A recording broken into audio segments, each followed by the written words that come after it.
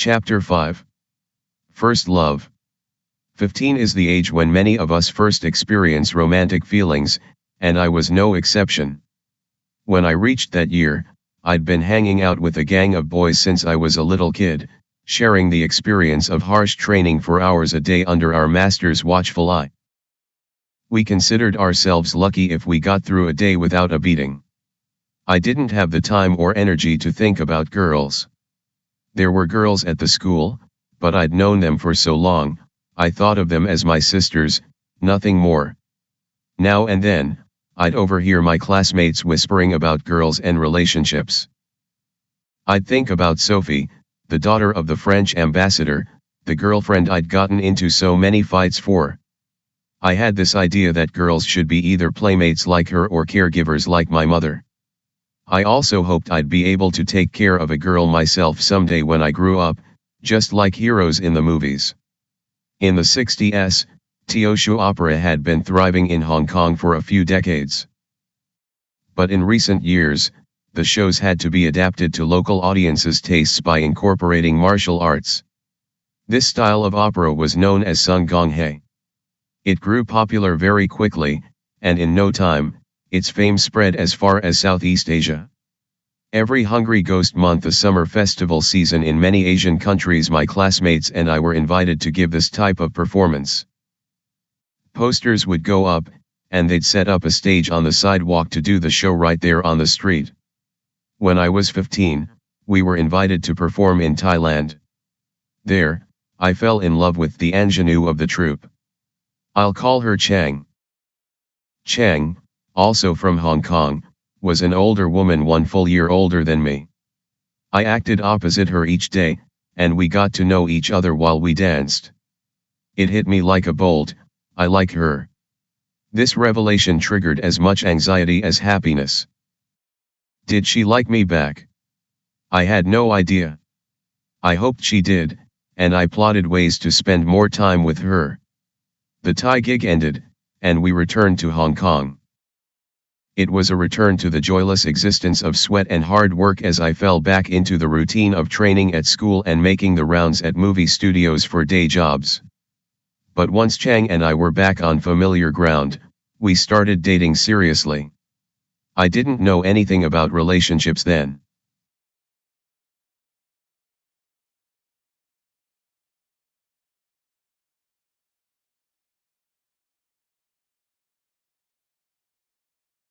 I didn't know anything about relationships then. All I cared about was figuring out how to be with her as much as possible. My master was very strict about our staying focused on work, so I had to pretend to go on the 6 a.m. bus to the studios, but would sneak off to Kowloon Park instead to meet Chang. She couldn't leave her house until 10, so I'd sit alone for 4 hours, waiting, practicing kung fu. People in the park who were doing Tai Chi would stop and watch me. This appealed to the performer in me, and it helped pass the time. And then, she'd arrive. When I saw her coming, my heart quickened. We were just 2 kids, sitting side by side on a park bench. I would put my arm around her shoulders, and would leave it there until it went numb and I had to awkwardly lift it up with my other hand to remove it. At noon, we'd go buy some food, but for the most part, we stayed on that bench, at that park, for as long as we both dared. Late at night, she'd go home, and I'd turn up at the academy, acting like I'd just finished work. I had to take cash out of my allowance, my parents still sent me some money each month, to hand over to the master, pretending it was my day's wages. 2 years passed like this. The truth of Yun Lung's parting words became more and more apparent as we were booked fewer opera performances each season. This affected Chang as well. One by one, the CDA students left the school and threw themselves into the movie industry, the world of the future. Eventually, it was my turn to say goodbye to my master. This was a special day.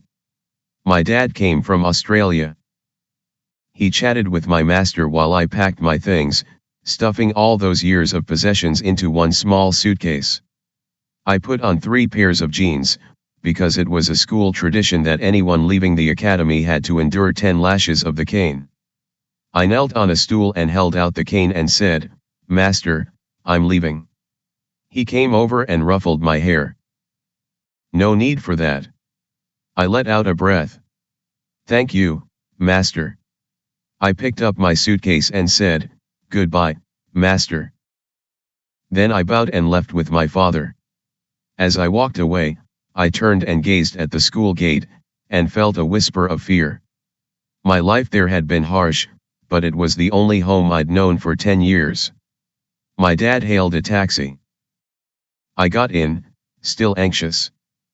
But when the car turned onto Jordan Road and I couldn't see the building anymore, I shouted, "Finally!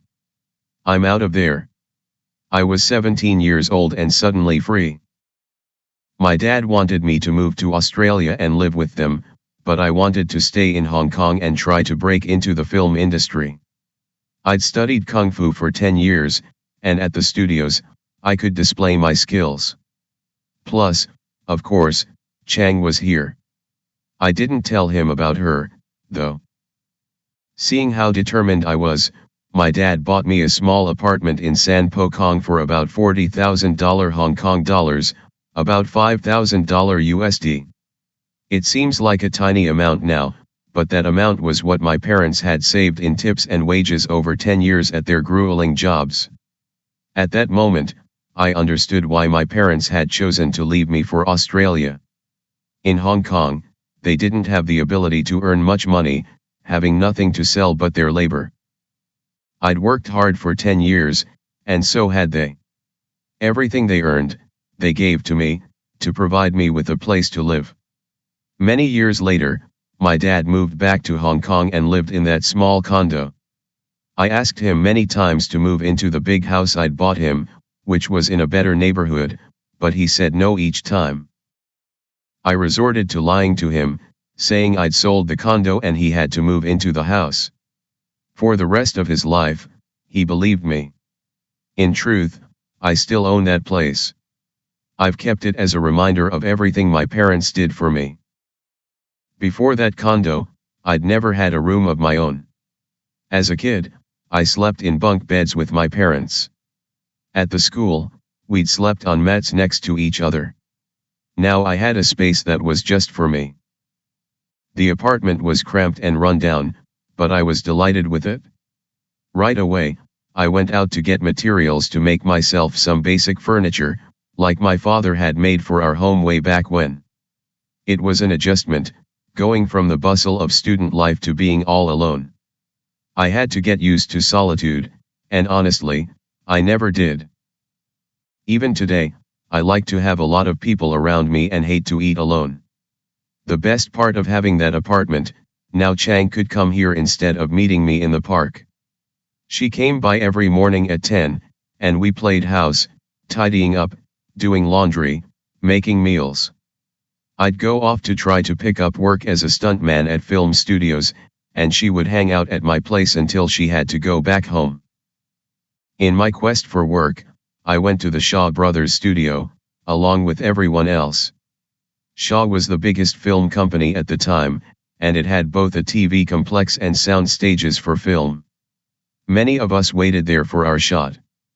Many people vied for a few roles, the sort of part where they show your body but not your face, an extra who got kicked or stabbed or beaten. Sometimes, a producer might ask you to do some heavy lifting, moving equipment and so on. It didn't matter what it was. If there was any work to be done on set, we were all happy to do it. I often skipped going to Shaw, though, so I could be with Chang. If I got a job, I'd come home from work and make her laugh about the funny things that happened on set. Our days were incomparably wonderful. Until the day her father found out about us.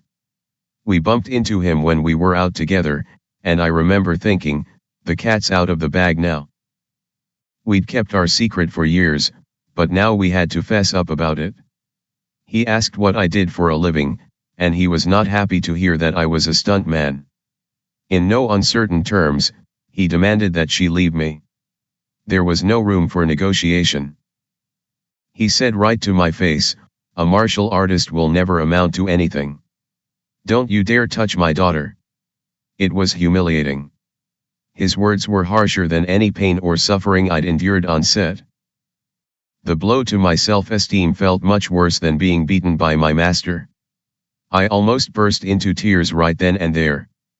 Chang said she wouldn't leave me, but her parents put a lot of pressure on her. She tried to keep it from me, but we'd be sitting together, talking, and then she'd suddenly burst into tears. I could see how upset she was about this conflict. Her parents or her boyfriend. She was very young, we both were. How could anyone that age choose? I didn't make it easy for her. I'd say, let's just elope to Australia. Go home and get your passport, and we'll leave right away. She couldn't do that to her parents, of course. I remember smashing up a chair in frustration and trying to calm myself down to think. Maybe I hadn't amounted to anything or accomplished very much yet, but from then on, I knew there was only one path I could take, straight up. I had something to prove to Chang, to her parents, and to myself. I threw myself into work and said yes to every opportunity, even if it meant traveling and being away from Hong Kong. I started to get regular jobs from a few film units, and they took me to more locations. I bonded with the other guys and started hanging out more with them, in places that exposed me to new temptations. I'm not talking about other girls. I was just young and, having been sheltered for so long, was discovering how much fun there was to be had in the outside world. I'm naturally fun-loving, but at the academy, I hadn't had any time for things like bowling, which became a real passion of mine, visiting underground gambling dens, something else I got a little too excited about for a while, and just hanging out with my friends in clubs and restaurants. I liked this new wide world and wanted to be in it as much as possible. In my mind, Chang started to become the person who kept me away from it. I still loved her, but I found myself making excuses to avoid her. It was always I'm busy or I booked a job, but actually I was off to the pool hall to meet my crew. I'd have brought her along, too, but she didn't like these sorts of places. Compared to gambling, staying at home with her was boring, and I'd resent her for making me do it. The idea of her waiting at home for me made me feel guilty, and I associated that feeling with her, too. I was a terrible boyfriend. When I think of how I behaved back then, I'm ashamed of myself. If I saw a light in the condo window when I was walking up my block, I'd turn around and head back to have more fun with my friends. I acted like a rebellious child, or a wild horse throwing off its reins. Sometimes, we'd be out for a stroll, and I'd pick a fight with her over nothing so I had an excuse to run off and have more fun. As I slowly became more established in the movie business, I spent even less time with her, but she stuck with me. She was a well-known opera performer, and many rich men went after her, but she turned them all down. She once told me, "If you don't marry me, then no one will." Her words, or was it a warning, turned out to be true. The more famous I got, the farther I drifted from Chang, and we eventually broke up. Within a few years, I would meet Jonlin, the woman who became my wife, and we had a son. When Chang heard about the birth of JC, she cut off contact with me completely.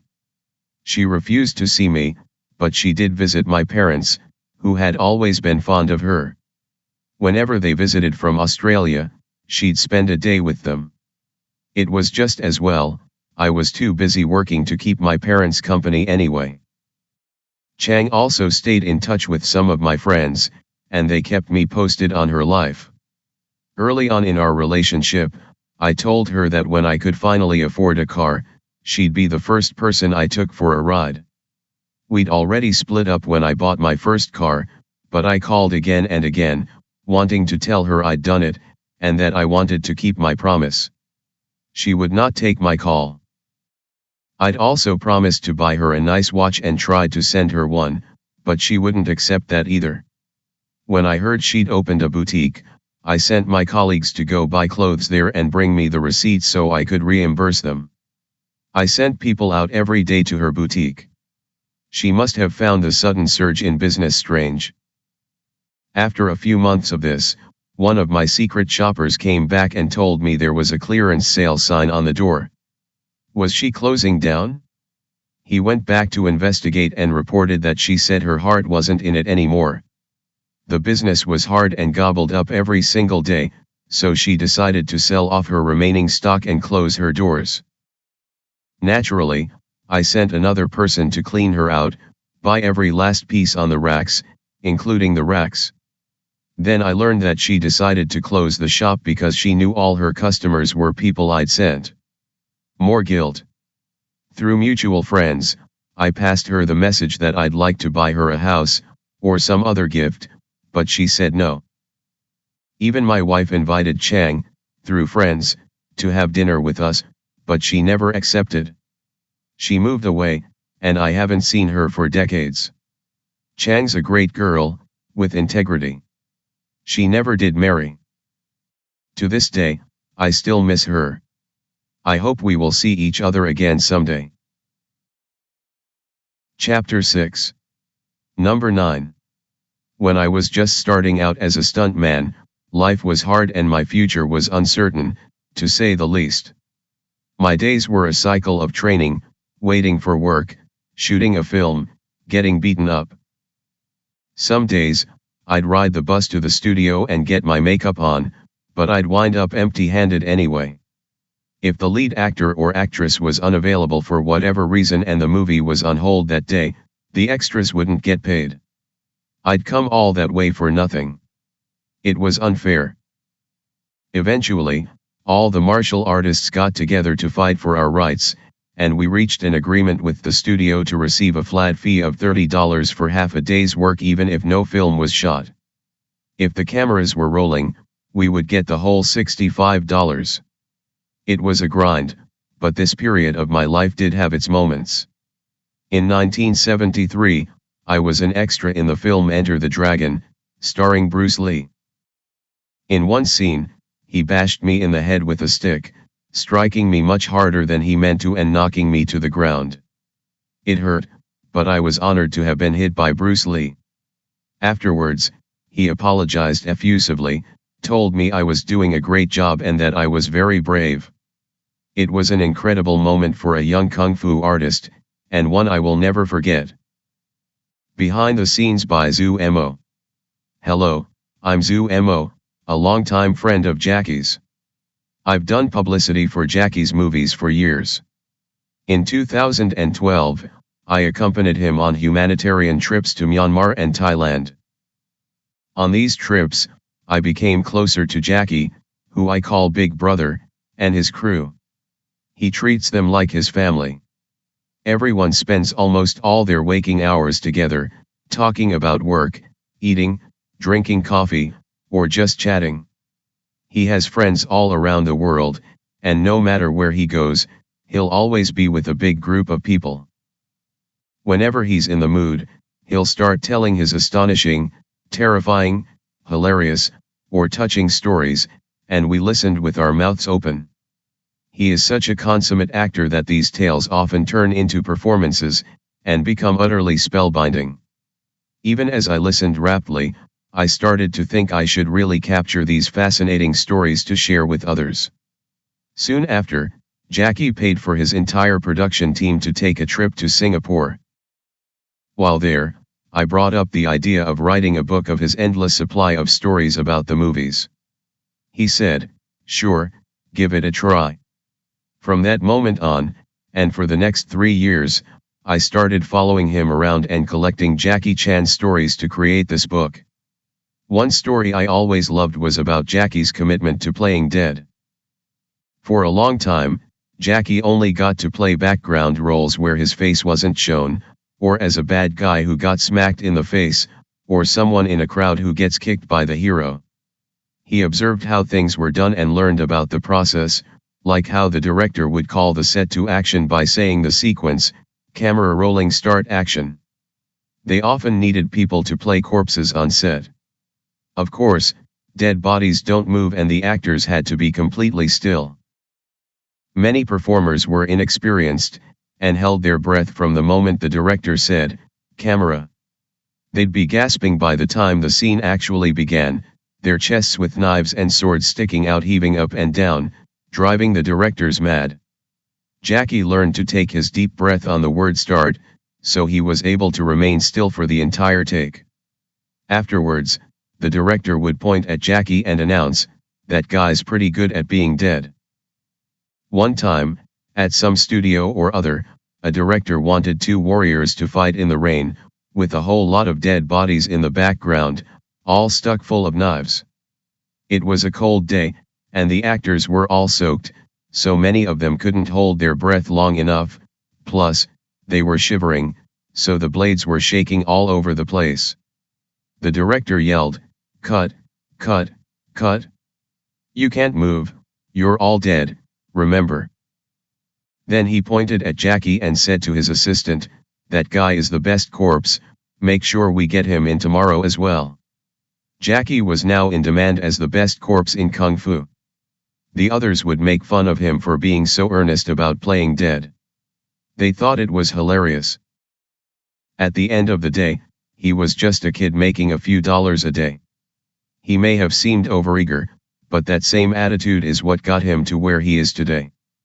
The neighborhood where we gathered to catch the bus was a red light district, full of nightclubs. We were a bunch of red-blooded boys, and passing through the area every day was a thrill. Rather than trudge back home every night, only to have the hassle of returning first thing in the morning, some of us found it more convenient to go to a nightclub where we could shower and hang out with the girls who worked there until morning. A night in a club wasn't free, of course. Even though I made next to nothing, I spent all my wages on drinking, gambling, and girls. We all did. We enjoyed simple pleasures every day and didn't think about the future. Although no one said so out loud, we all knew that, if something went wrong, we wouldn't live to see the sun rise the next day. We had a short-term mentality, which meant recklessly spending our money and our youth, because tomorrow might never come. I remember the first time I went to a club. I was shy but acted like a big man anyway. The girl who served me, I knew her as number 9, was beautiful, with a sweet personality. On my second visit, I simply asked, "Is number 9 here?" And that's how it was every time after that. Whenever I showed up, everyone in the club would call out, "Hey, number 9, your boyfriend's here." This nightclub was pretty run down, but it was the best I could afford. Every night, number 9 and I would squeeze into her dingy little cubicle, the low ceiling right above us. The room wasn't soundproof either, and we could hear pretty much everything around us, clear as crystal. There were times when I'd notice people trying to peep through the cracks in the door at us. Yet this little cubicle seemed like paradise to me. Each morning, number 9 would wake me up with a light tap on my shoulder to rouse me for work. I'd get up right away, have a shower, then go wait for the bus with my fellow martial artists. At this time, I was living day by day, with no real plans for the future. I had friends, but my family was far away. Work was grueling. The red light district was an oasis of warmth in my otherwise cold existence. One afternoon, we finished work early, and a group of us went out to a Hong Kong-style cafe to eat. A short while later, the actor Leung Soo Lung came in. I waved hello to him, and the girl he walked in with waved back. I thought this was odd that a strange girl would seem so happy to see me, and went back to my food. The girl kept staring at me, and some of the other guys even teased me about it. I wasn't sure what was going on. Why was she looking at me? I was too embarrassed to look back at her.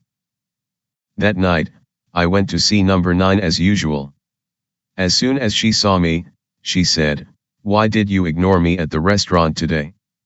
That was her? I was stunned. I realized that I'd never seen her in full daylight before. Every time we'd met, it'd been at the club, in dim lighting, with her in heavy makeup. In the afternoon sun, When she was plainly dressed, her face scrubbed, I had no idea who she was. In fact, I didn't really know anything about her. Not her real name, her age, where she came from. I only knew she was number 9. That was it. I decided that this was no way to live, and no way to treat a woman. I needed to focus on my goal, to be a martial artist. Not just that, a Lung Fu martial artist.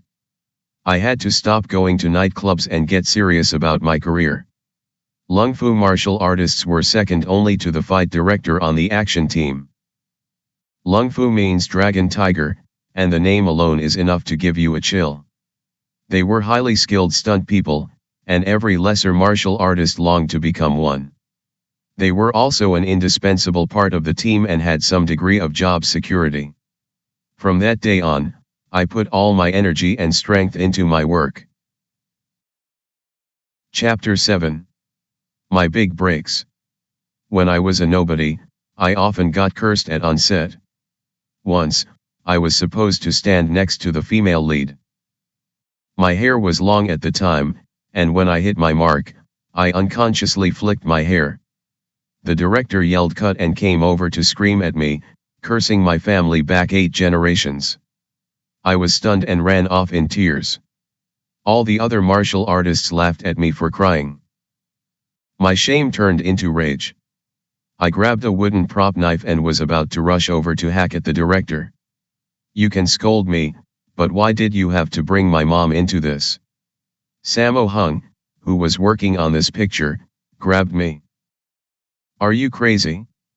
Don't do that." The next day, I quit. After that experience, I would never use foul language at anyone on my set, and I make sure no one else on my team does either. I was in a pitiful position, but I carried on and learned what I could. At the studio, I'd take note of how people used their equipment. Sometimes I even wrote things down on a scrap of paper I kept in my pocket. The fight director on this film seemed to me to be the coolest person on set. He showed up in a beautiful sports car that roared through the gates, and I stared at it hungrily. One day, he passed by me, then reversed. He glanced at me and asked, "Aren't you on our team?" I said I was, and he told me to get in. I opened the door, sat in the seat with my legs outside, brushed off my trousers and feet. As he drove toward our location, I kept perfectly still, not moving at all. When we arrived, I got out and bowed to him and said with utmost politeness, "Thank you, director." After that, he gave me a lift every day. We talked, and I learned a lot from him. I was cast in all his subsequent films and later became his assistant. It was just a little gesture, but I got his attention, and he must have decided I was sensible. I became known as the first to arrive on set and the last to leave. My attitude was enthusiastic and committed, with the intention of making a good impression on everyone. I got into the habit of volunteering to do the most difficult or dangerous jobs, and told the directors that I wouldn't need extra pay for it. After I pulled off whatever stunt it was, I put on a no big deal expression and never let on about how much pain I was in. Meanwhile, Sammo had done well at a big studio, Golden Harvest, and got a contract as a movement director. Yoon Biao and I followed him there, hoping to pick up some work. Through the Sammo connection, we established ourselves at that studio. I was working as an extra on a movie there. For a fight sequence, the director wanted the male lead to vault a high balcony railing, fall with his back to the ground, flip in midair, and land steadily before continuing his fight. The director was notoriously unprofessional and frequently abused his power by ordering the fight crew, aka the body not face people, to do unsafe stunts. This was one of those occasions. While the male lead sat off-set sipping a cup of tea, the main director ordered the fight director to find someone else to do the sequence without wearing a wire. What's more, he didn't want to soften the fall with cardboard boxes or mats so that the scene could be captured in a single take. The fight director, an older man we all respected, was not happy. There's no way we can do this without a wire. I won't let my guys take that risk, he said. Not only was he famous, he treated his team well. When we went out drinking, he always told us, if the day comes when you get to be fight directors, don't make your artists do anything they don't want to, or something they can't do. The main director refused to accept this. The scene will look fake with a wire, he said. Do what I'm paying you to do. Before the fight director could respond, I stepped forward. Excuse me, I'll give it a try. My volunteering immediately enraged the fight director. What's the matter with you? He asked. Are you tired of living? I completely understood how he felt. My coming forward contradicted him and made him look bad in front of everyone else. The action sequences were his responsibility, and he'd said he couldn't do it. And then I said I could. I pulled him to the side. I know you're right, but hear me out, I said. If I pull this off, it's because you taught me well. If I fail, the director will come off like an idiot. I don't want to be a nobody forever. I need to prove myself. Even if I fail, at least I tried. All he could do was nod. He knew he couldn't stop me. He turned back to the director and said, "This young man wants to try it, so let him. But I and the rest of my guys are quitting. Being a good director doesn't make you a good person. We rely on our real abilities and our health to make a living, and you have no right to look down on us and treat us like we're expendable." After his speech, he turned back to me. "Make your body as light as possible, start rolling as soon as you hit the ground, and make sure you don't land on your head or back. Remember this." The makeup artist touched up my face, and the wardrobe person came over with some new clothes. Slowly, I went up to the balcony and looked down at the crowd below. I murmured to myself, "You have to prove you can do this." From below, the director shouted, "Action!" And we were rolling. The bad guy on the balcony launched a flying kick at me, and I flipped right over the railing, face first. Flying through the air, my back arched, I spun around to face up, and somehow managed to land unsteadily on my feet. I thought, yes. Success. Everyone was screaming and cheering for me, and I heard my colleagues shouting my name. The fight director ran over and slapped me on the back. "You're amazing. You're going to become a Lung Fu martial artist." While joy filled my heart, but I had to calm myself down. To everyone's shock and horror, I said, "I want to try it again, and this time I'm going to nail the landing." And you know what? I did. One jump changed my life. It brought me a lot of attention, sealed my reputation, and allowed me to become an extremely young Lung Fu martial artist. From then on, I could imagine a future for myself, of fun and excitement, and maybe fame and fortune, too. Not too long after I became a Lung Fu martial artist, I got a phone call from a famous Kung Fu movie producer's assistant. Good news. He needs a male lead for his new film, the sort who knows how to fight. I recommended you, and he's willing to meet you, said the assistant. I couldn't contain my excitement. After so many corpse jobs, I had a shot at a leading role. My face would be on camera. I was so overjoyed at the prospect that I didn't pay much attention to what came next. "They can't pay you much." "I don't know what the number is," she said. "I don't care," I said. "I'm in." When I arrived on set, though, I realized how low budget this production was. As a CDA student, I'd appeared in some crappy films that were shot, beginning to end, in 3 days. And as a professional martial artist, I'd taken tumbles at a bunch of studios. I'd developed a keen sense of when a film was going to be good and when it was just hack work. The film was released in the USA with the interesting title Master with Cracked Fingers. The original Chinese title was The Cub Tiger from Kwangtung. When I heard the title, I wasn't sure if I was playing a human or a tiger. Joking aside, it was my first leading role, and I did play a human. The story was about a war between rival gangs. I played a man seeking to avenge his father. There was no script or fight director, the sets were dreadful, and the equipment was the opposite of state-of-the-art. We often ran into overtime. The whole production was amateurish and confusing. As the male lead, I was directed to strike bizarre poses and do my action sequences in front of the camera. One by one, the crew dropped out over the course of filming until there was no one left. Then the director and producer vanished, too.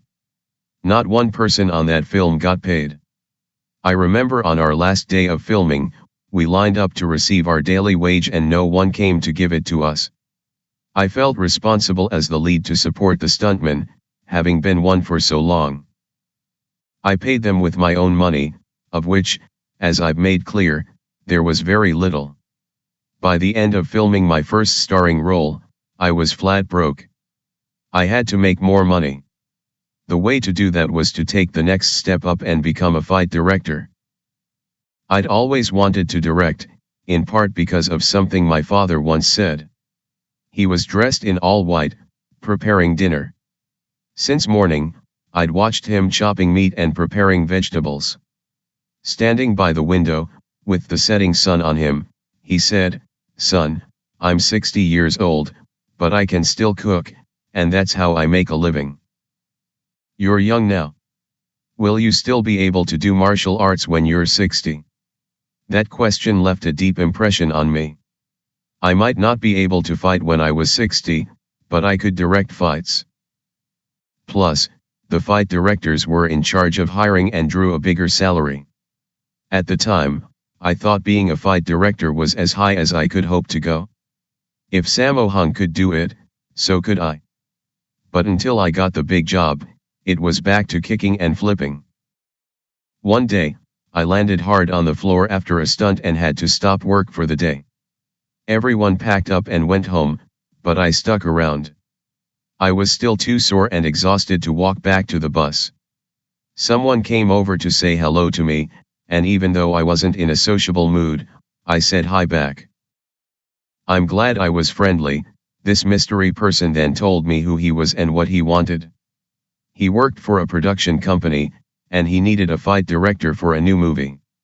Our budget isn't large, and we can't afford an established fight director. That's why we want to work with a newcomer. Lots of people have told me you're extremely talented, so I've come to see if you'd be interested in signing with us, he said. Another low or no pay job? I didn't care. This was my chance to be a director. Wasn't it the opportunity one was dreaming about? I blurted, "Where do I sign?" The man looked taken aback, as if he hadn't expected me to agree just like that. We arranged to meet the next day to talk over the details. Early the following morning, I went to his office to meet the producers in person, and we soon had the contract signed. I asked if I could hire some assistants, and they said yes, so I immediately hired two classmates, Yoon Byao and Corey Yoon, aka Yoon Kwai, to join the production. To get them to work for peanuts, I bragged about how amazing the film was going to be and talked up our glorious future. I couldn't believe my luck. Finally, I would get to experience how it felt to be the guy in charge, the one calling the shots. You can probably guess what happened next.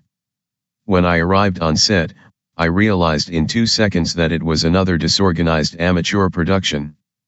The place was in chaos, with people quarreling all over the set. The producers interfered with the cinematographer's setup while the director grumbled at the art department. The set decoration was abysmal. Yoon Byao didn't complain, he was younger and wouldn't dare, but Corey groused, "This isn't the way you described it at all." I was deeply embarrassed. What had I gotten us into? Sure enough, the film was another turkey, an utter failure. Even though Yoon Byao, Corey, and I gave it our all, there was no overcoming the problem with the production, or the script. I played two different characters, which is hilarious now that I think about it. In the end, it earned only tens of thousands at the box office. Still, this outfit hired me to work on their next film, also as a fight director. And this time, the movie was just as much of a flop as the last one. The film company had hoped to change their fortunes with me, and now they were mired in debt and could barely pay everyone's wages.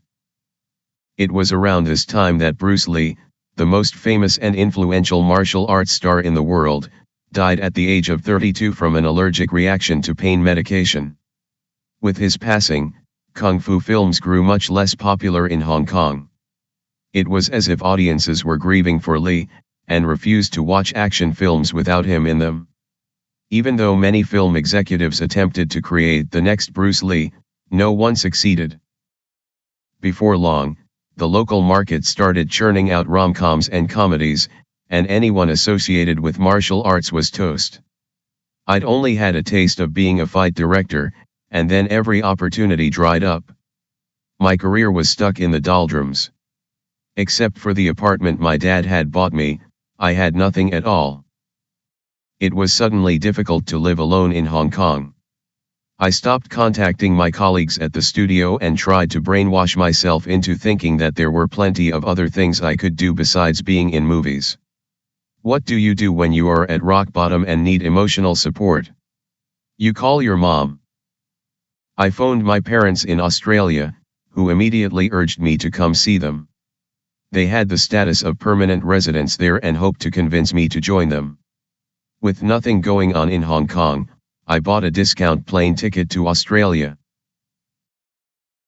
Chapter 8. Welcome to Australia. Although I'd traveled in Asia, I'd never been abroad before. This would be my first overseas trip. I walked onto the plane, put my bag in the overhead bin, and kept my precious bowling ball on my lap. At that point, I didn't know if I was ever going to return to Hong Kong, and I had to bring my ball with me. On board, they passed out a form, which instantly gave me anxiety.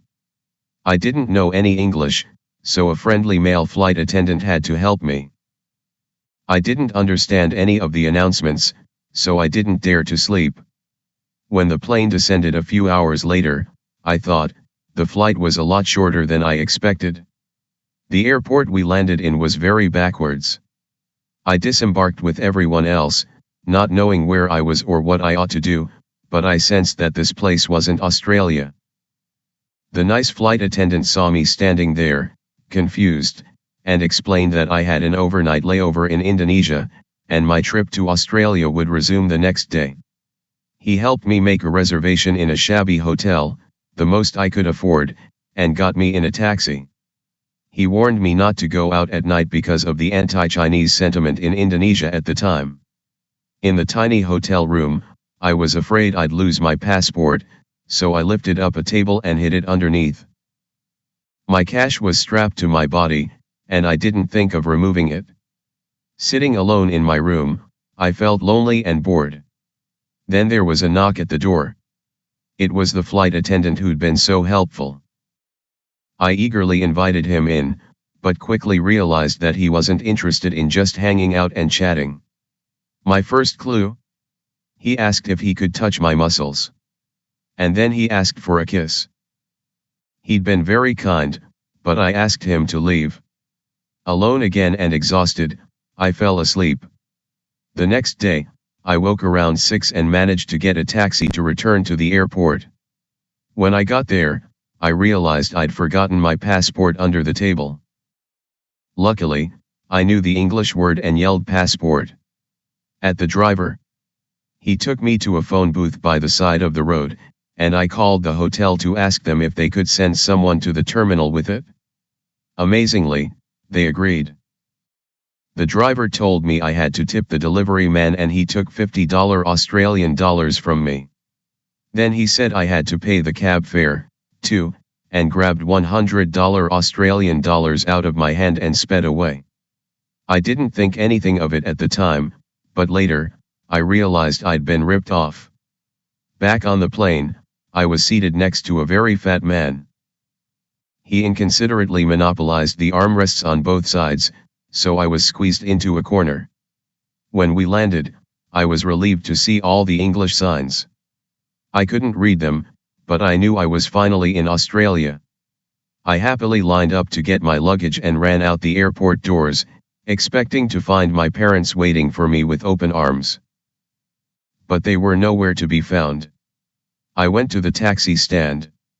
I had to get to Canberra, which I remembered because it sounded like camera, one of the few English words I knew. I kept saying to myself, camera, camera, camera. I found a taxi and put my luggage in the trunk, then gave my address to the driver. He said a whole lot of things in English and repeated them until I got the gist. You're in a place called Sydney, and Canberra is very far away. Then he mimed flying, and said it was at least another hour away on a plane. I almost collapsed. I got my luggage out of the trunk and was suddenly very scared. I had no idea what to do. If I had to get another flight, where would I buy the ticket? How would I change planes? And where should I go? I didn't know anything at all. I went back into the airport and spotted the fat man from before. I followed him closely and watched as he went to another counter and put his luggage on a scale, then said something to the person behind the desk, who took the bags from him. I thought, if I give them my luggage and they accept it, then I've got it right. So I did the same thing, and sure enough, they took it. Then they gave me a boarding pass and told me what time to come back. I was in a fog and didn't understand what they were saying to me. They gave me back my documents and a whole stack of tickets. The whole time the counter clerk was talking, I kept my eyes on the fat man and decided to follow him. He went window shopping, so I did, too. He had breakfast at a restaurant, and I waited for him at the door for more than an hour before he emerged. I kept going. He sat down by a gate, and I did, too. He went through to the minibus, and I did, too. On the bus, the fat man handed over a ticket. I had no idea where mine was, so I handed over the whole stack. As it turned out, a bus ticket was in the pile with my boarding pass. Finally, I was back on the plane, the right one, by total luck and circumstance. And so, after many twists, turns, and transfers, I arrived at the Canberra airport. It was nearly deserted. All you could see was the runway, forest, and desert. I exited the building and noticed a white-haired man in the distance.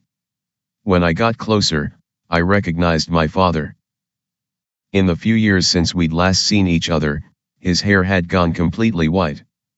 I walked over to him, and a tiny woman started hugging me. I looked at her and realized it was my mother.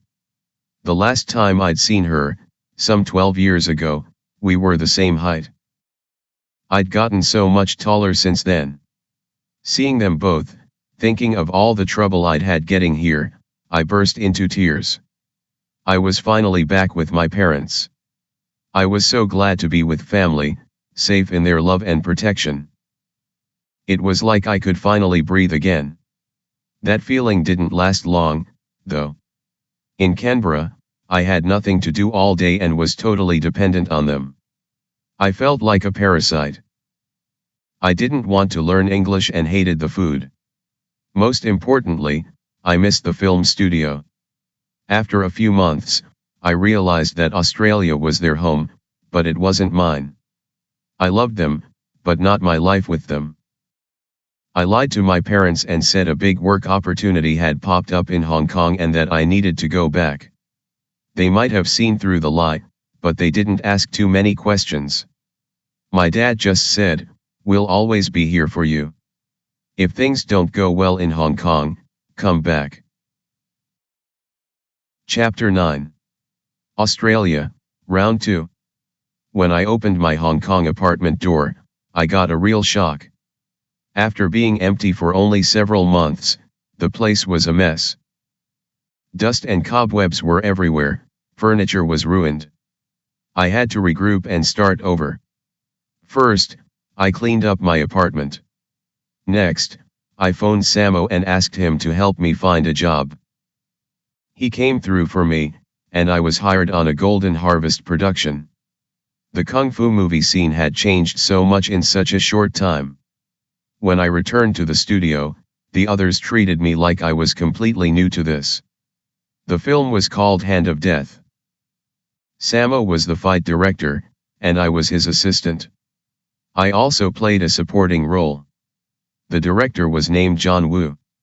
I said to Samo, "Who's John Woo? I've never heard of him." "He's new," he replied. Nowadays, John Woo is world famous, having directed dozens of hit movies, but in the mid-70s, he was still green, but so was I. Many directors handed over the fight sequences to the fight director entirely while they took a nap or left for the day, but not John. He watched every sequence we came up with closely, and talked about how they should be broken down into small shots, how each action should be completed. He was nice to everyone on set, unlike older directors I'd worked with before who threw violent tantrums. When we took a break, he told me a lot about directing, even though I had no idea then that I would soon become a director myself. All in all, I greatly admire him. We met in Hollywood many years later and reminisced about Hand of Death. The two of us had a few good laughs about it. It was touching to talk to him again and reflect on how far we'd both come. It wasn't a bad film, but it didn't do well. The industry was still limping after Bruce Lee's death. I hoped I'd be about to get more work through Samo, but he delivered some depressing news. "The studio has had to cancel a lot of projects," he said. I understood what he was trying to tell me, even if this was a hard truth to accept. Never mind finding work for you, I might not be able to hang on to my own job. I slumped in my chair. Hanging on the studio walls were photographs of their movies, a timeline of the glorious past of action films. Did they have a future at all? I had no idea what would happen next in the industry. It was clear that there was no path going forward for me. Even if I did get work as a hired body, I'd earn no more than $50 a day. What kind of life was that? Utterly defeated, I thought of visiting my parents again. I'd been back in Hong Kong for only a short while and had hoped to make a name for myself before returning. Instead, I might have to beat a shameful retreat from Hong Kong and slip back into Australia in disgrace. I felt awful. My money was almost gone, and soon, even buying food might become difficult. I'd trained at the drama academy from a young age, and all I knew was kung fu. All I had was my ability to do martial arts. Was I really going to leave it all behind again? I didn't seem to have a choice. On the way home, I gazed at the skyscrapers and bright city lights on either side of the street, and felt like they had nothing at all to do with me. After all this time, and dozens of movies, I was still a loser. The agony really hit home when I counted my savings and realized I didn't even have enough cash for a plane ticket. An angel appeared in the form of my first girlfriend, Chang. She'd heard about my troubles and stuffed $20,000 Hong Kong dollars into my hand. It was a huge sum, and I tried to refuse it, but she insisted it was just a loan, and I could pay her back when I started earning again. I took the money, feeling awful about it. Before leaving, I went to a watch shop and spent a few thousand on fancy watches for mom and dad, plus a few gifts for the manager of my little condo. I said a silent goodbye to Hong Kong. Now maybe you understand why I felt so terrible about what a bad boyfriend I was to Chang, and why I was so desperate to repay her kindness to me after I became wealthy.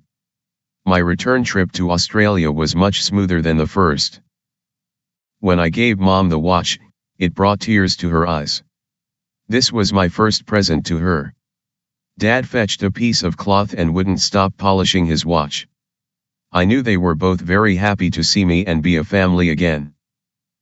This time, I vowed to make a serious attempt to build a life for myself in Canberra. I took an evening language class. The teacher asked for my name, and I said, Chan Kong Sang. She said, "That name won't do. We'll call you Stephen." At the American consulate where my parents worked, everyone called me Paul, including the many GIs who lived there. I think it was because my parents called me Cannonball, which is Apao in Cantonese, and sounds sort of like Paul. I had no idea that Paul was an actual English name. And so I was Paul at home and Stephen in class. The teacher spoke so fast that I had no hope of keeping up, so I stopped going. My next attempt at building a life was to get a job. A driver for a Taiwanese expatriate organization got me a position pouring cement. When I arrived at the work site, the supervisor asked me my name and the Taiwanese driver said, "His name is Jack." Actually, Jack was his name. From that day on, at the job, I was Jack.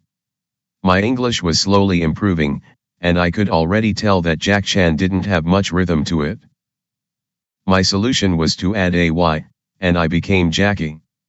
I got up at 5 every day and stood by the roadside to hitch a ride to the construction site. Once there, I mixed cement in freezing winds and learned how to use a wheelbarrow. Even though my kung fu training made it possible for me to work fast, I was always exhausted at the end of the day. I watched the more experienced workers building walls, and was filled with admiration. I tried to learn from them. During this time, my life was very disciplined and joyless. I would lie awake at night and think about the dreams I used to have. My heart ached with frustration about how things had turned out.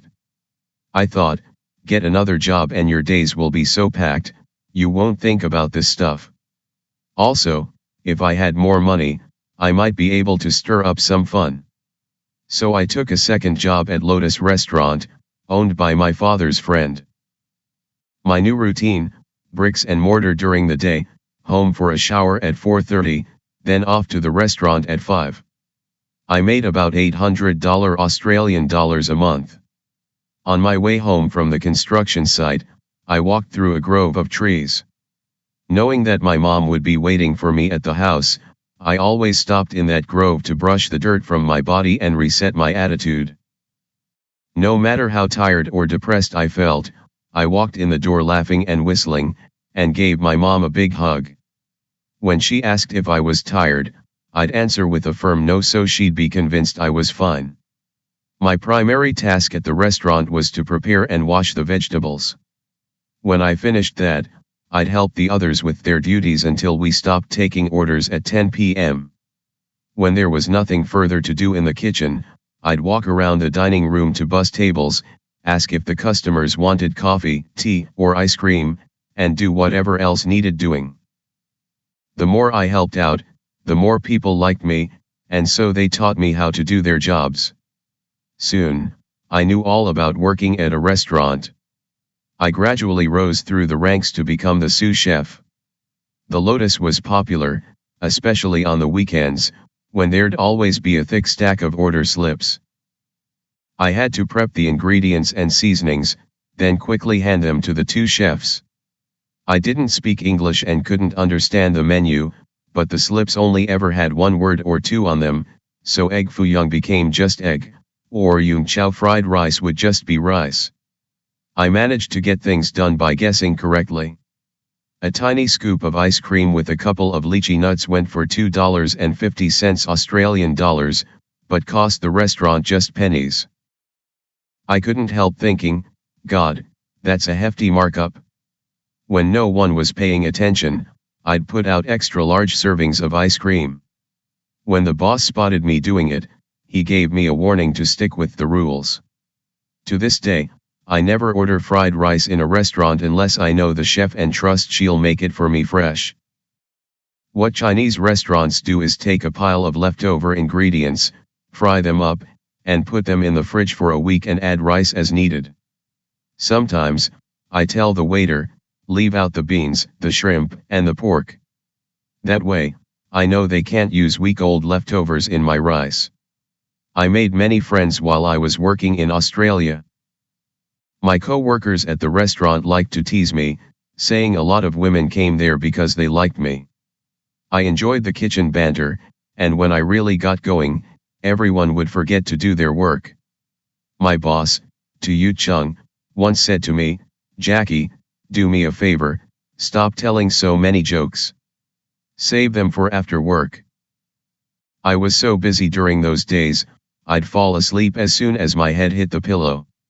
My dad said it made him happy to see me like this, but my mom knew better. I was learning and I had friends, but I wasn't happy. Those old dreams of mine would not get out of my head. "Child, what you're doing now isn't what you want to be doing," she said to me one day. "It's not what you ought to be doing either." She knew me well, and her insightful words were spot on, and spoken so kindly that they made me crumble. I've spent so many years mastering Kung Fu, and it's useless. I have nothing, I don't know what I'm doing, I confessed. She hugged me and tried to comfort me, but couldn't really help. No one could, or so I thought. I'd tried to put Kung Fu out of my mind and forget about the movies, but people in the action film scene in Hong Kong hadn't forgotten about me. I got a telegram from the producer Willie Chan, the general manager of Lo Wei Motion Picture Company. He was preparing for his next feature, New Fist of Fury, and wanted to offer me a contract. Initially, I thought he wanted me as a stuntman, and I was about to reply that I was now living so far away that there was no point. But the next sentence in the telegram left me stunned. "We want you to play the lead role," it said. My fee would be $3,000 Hong Kong dollars, or $350 USD. After a few seconds, I decided to accept this job, even though it would still leave my future uncertain. That fee wasn't enough to live on. And what if the movie flopped? I'd be right back where I was before. But I had to follow what was in my heart. This would be my last shot. I just had to take it.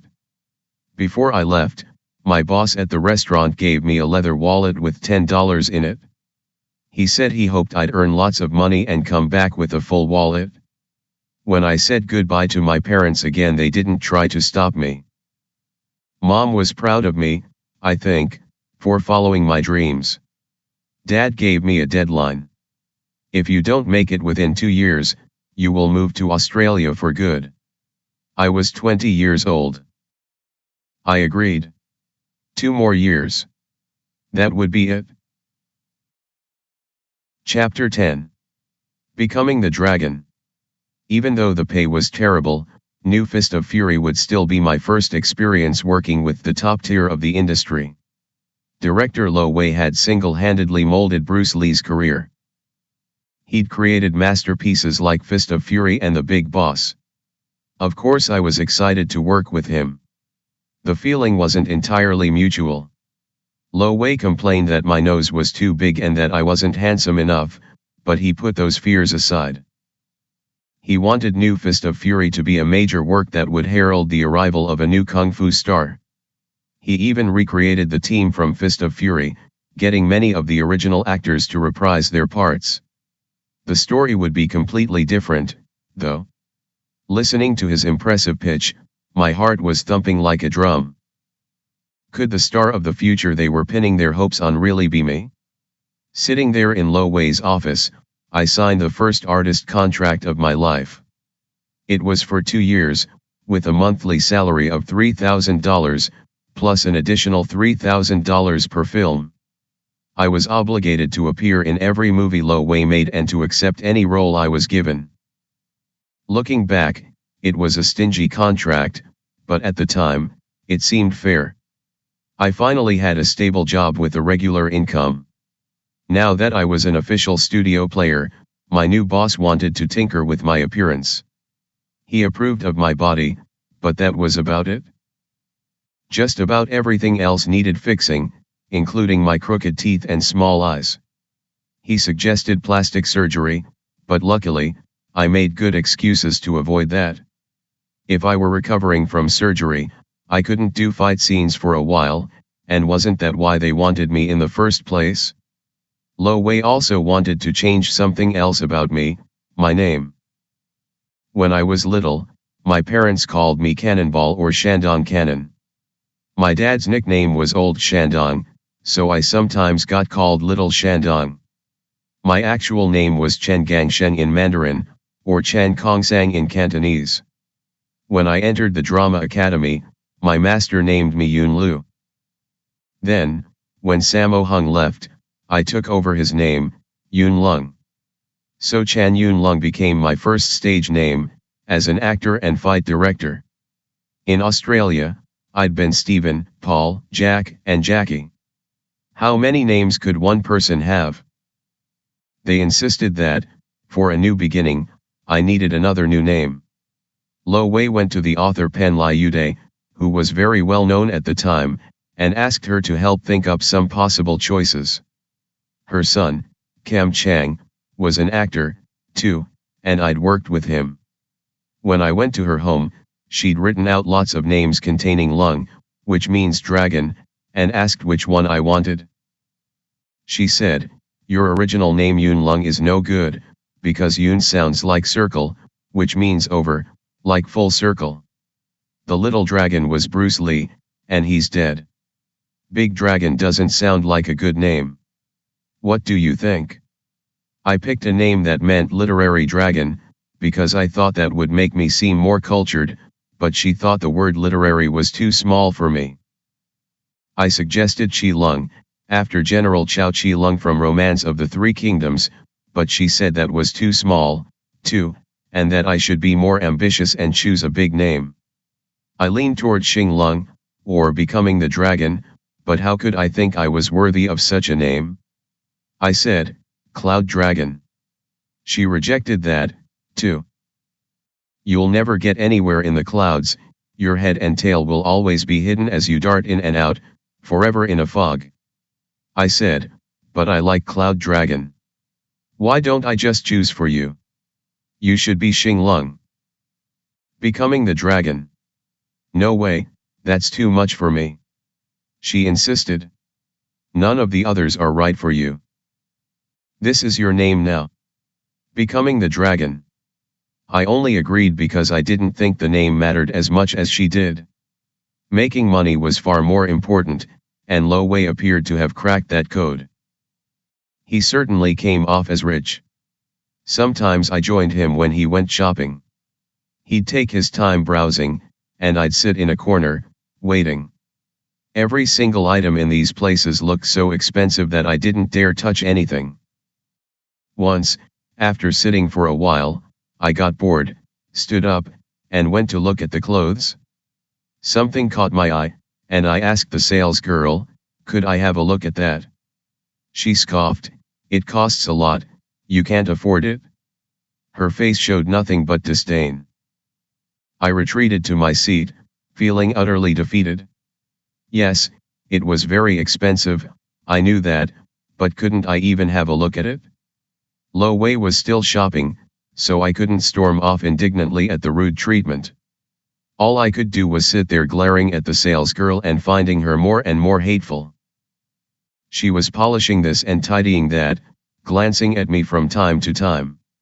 Maybe she didn't mean anything by it, but I was convinced she was looking down on me. When Lo Wei finally appeared, she hurried to greet him, cooing, "How are you, Mr. Director?" She fawned over him obsequiously. Ugh, she was vile. I arrived on set very early for the first day of shooting and found everyone freaking out because the fight director had quit the job at the last minute.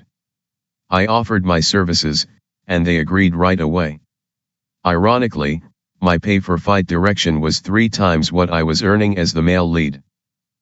After all, I had a lot of experience in this line of work but was still fairly new as an actor.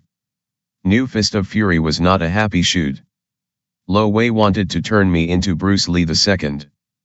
I played a cold-blooded, rage-filled, inhuman killer who sought revenge only. Nothing about this role spoke to me, and so my performance was stiff and unconvincing. Privately, I complained to Willie Chan, I'm not suited for this role. The director wants me to be the next Bruce Lee, but that's not the direction I want to go in.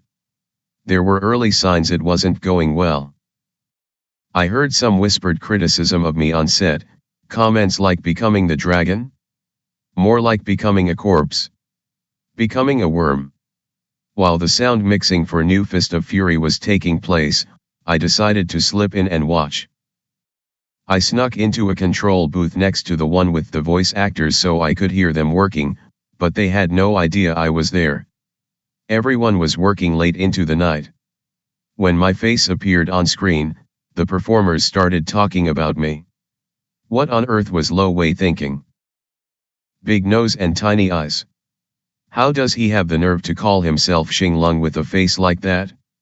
What a waste of money. Tears started flowing down my cheeks. I snuck out of there, completely destroyed. When the box office figures came out, they were dismal. Looking at those numbers, I almost bought a ticket back to Australia right away. I was so stressed out, I started sweeping Lo Wei's office and picking up the trash, reverting to habits I'd formed at the Drama Academy. Luckily, I was under contract, so Lo Wei found another role for me right away, in Shaolin Wooden Men, directed by Chen Qihua, a young guy I quickly got to know and worked well with. I learned a lot from him, too, though this film turned out only so-so. In the months that followed, I worked with the superstar Jimmy Wong on Killer Meteors, then played the leads in To Kill with Intrigue, Snake and Crane Arts of Shaolin, Half a Loaf of Kung Fu, Spiritual Kung Fu, and Dragon Fist. I would sneak into the dubbing booth for each movie to hear what they said about me. Each time, they made biting remarks, and I sat there weeping as I listened.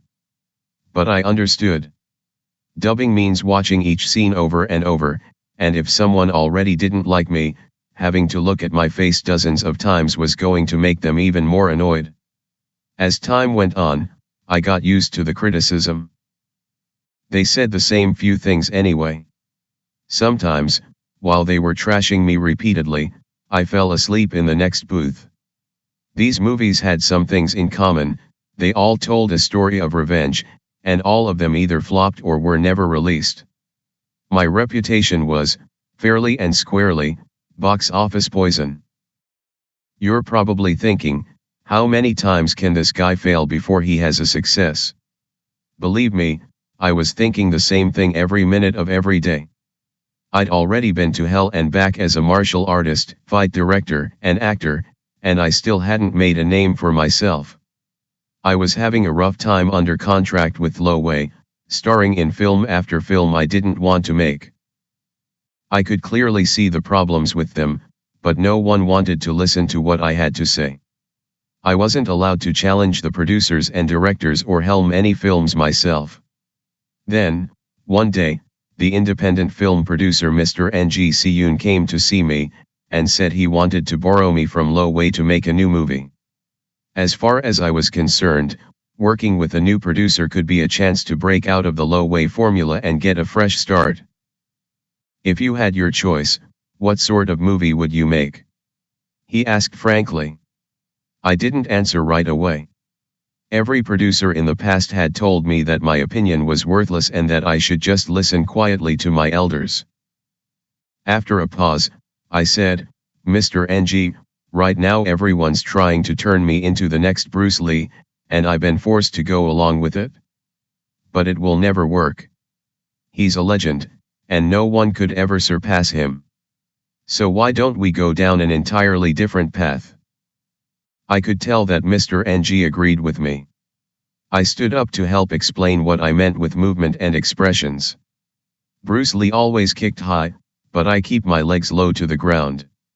Bruce Lee would scream and roar while fighting in order to demonstrate his power and rage, but I prefer to cry out and pull faces, to show how much pain I'm in. Bruce Lee is superhuman in the audience's eyes, but I just want to be a regular guy. I want to play ordinary, flawed people who sometimes despair. They aren't heroes, there are things they can't do. When my little performance was done, Mr. Ng came over and shook my hand. You're absolutely right. That's the sort of film we'll make. In that spirit, I entered into a collaboration with Ng Si-yoon. In quick succession, we made Snake in the Eagle's Shadow and Drunken Master. Both these films were hugely successful, and even surpassed Bruce Lee's numbers. Just like that, I was no longer box office poison. After all those years of failure, seemingly overnight, I was a hit. Chapter 11. Overnight Success. Between 1978 and 1979, I had 3 massively successful films in a row: Snake in the Eagle's Shadow, Drunken Master, and The Fearless Hyena. People stopped me on the street to ask me to sign autographs and take photos with them. Wherever I went, people would throw Drunken Master punches at me, and gossip magazines had paparazzi tailing me every day. Finally, I knew what it felt like to be a star. The real sign that things had changed for me: the chatter in the dubbing booth was completely different. Now, everyone was gushing praise: "That kid's not bad at all. He can even act with his hands." After 15 years of hard training, I was an overnight success. At the time, I'd been earning $3,000 per movie, living in a small condo in Hong Kong. My pictures were making millions. When my contract was up, Lo Wei made me an offer. Behind the scenes by Zhu Mo. One day, when he was still with Lo Wei, Jackie noticed the janitor looking depressed. He asked what was wrong, and the janitor said he was old and wanted to retire back home. He'd asked the studio for some money as a retirement fund after all his years of service, but they'd said no. Jackie had known the man for about a year. They ran into each other at the studio every day and would chat for a bit. Sometimes, the old man would tell him a joke or two, and they bonded over shared laughter. Jackie couldn't stand to see him so dejected, and knew that the studio would never come through for him.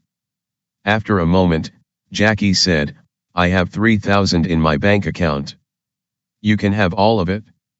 The old man was shocked and refused to take it several times. Jackie insisted, and finally, the janitor accepted. After making 3 hits in a row, Jackie was now a bona fide Hong Kong star. These films topped the box office, and he became a hot property, fought over by every studio. Of course, Lo Wei hoped to renew his contract, and offered to raise his per-picture fee to $50,000, but if Jackie broke his contract, he'd owe the studio $100,000. A loyal person, Jackie agreed to the terms. Lo Wei gave him a contract, but the terms weren't filled in. Still, he directed Jackie to the dotted line to sign. "I've just come back from abroad and haven't had time to prepare a proper contract. Just sign here and I'll put everything else in later, then give you a copy," Lo Wei told him. Jackie didn't think about it too much, but duly signed. He believed that his senior in the business, the man who'd helped get him this far, wouldn't cheat him. What happened next was astonishing. Golden Harvest, a rival studio, offered Jackie a contract for $1 million per film, then upped it to $2.4 million, and then $4.8 million. These sums were beyond his wildest dreams. But to accept Golden Harvest's offer, he'd have to break his existing contract with Lo Wei. That would be a betrayal, though, and Jackie hated to do that. Still, Golden Harvest was offering more money than he'd ever thought he'd make in his life. It was a difficult choice. Many friends advised him that actors are usually popular for only a short while, and he had to make his money while he could. What was he waiting for? After much consideration, he finally decided to sign with Golden Harvest. When he heard about this, Lo Wei threatened to sue Jackie for breaking his contract. This was expected, but now he said the number they'd agree to was not $100,000, but $10 million. Lo Wei had filled in the blank contract with different terms. This was a major blow to Jackie. Besides the emotional pain of being cheated and lied to, he was stuck. Even if he were to sign up with Golden Harvest, he'd never be able to come up with $10 million for Lo Wei. Just as Jackie was at his wit's end, the old janitor came to see him. He said that he'd also done some filing at the studio and could testify that Lo Wei personally ordered him to alter the contract. All these documents were handwritten back then, and the old man had been in charge of this one. Lo Wei had instructed him to add a stroke on top of one of the characters, turning it from 10 to 1,000. The old man said, "Don't worry, if he sues you, I'm prepared to tell the court what really happened." Whether this is a case of foolish people having foolish luck or of virtue being rewarded, the matter of $10 million in damages went away just like that. And because of this whole incident, Jackie was able to sign a contract with Golden Harvest, starting a new era of Jackie Chan films. It was a very moving experience returning to Golden Harvest. Before this, I'd been a hired body in countless films there, and I associated the studio with old friends. When I'd first showed up at Golden Harvest as a kid, I'd risked my life for pennies, quietly waiting to make my mark. I hadn't expected that day to come so soon. My manager, Willie Chan, liked the deal and my prospects at Golden Harvest. He thought they'd be able to build my career to last, that studio heads Leonard Ho and Raymond Chow were trustworthy partners who'd be good to work with. For their part, Mr. Ho and Mr. Chow promised to find me a bigger market beyond Hong Kong and Southeast Asia.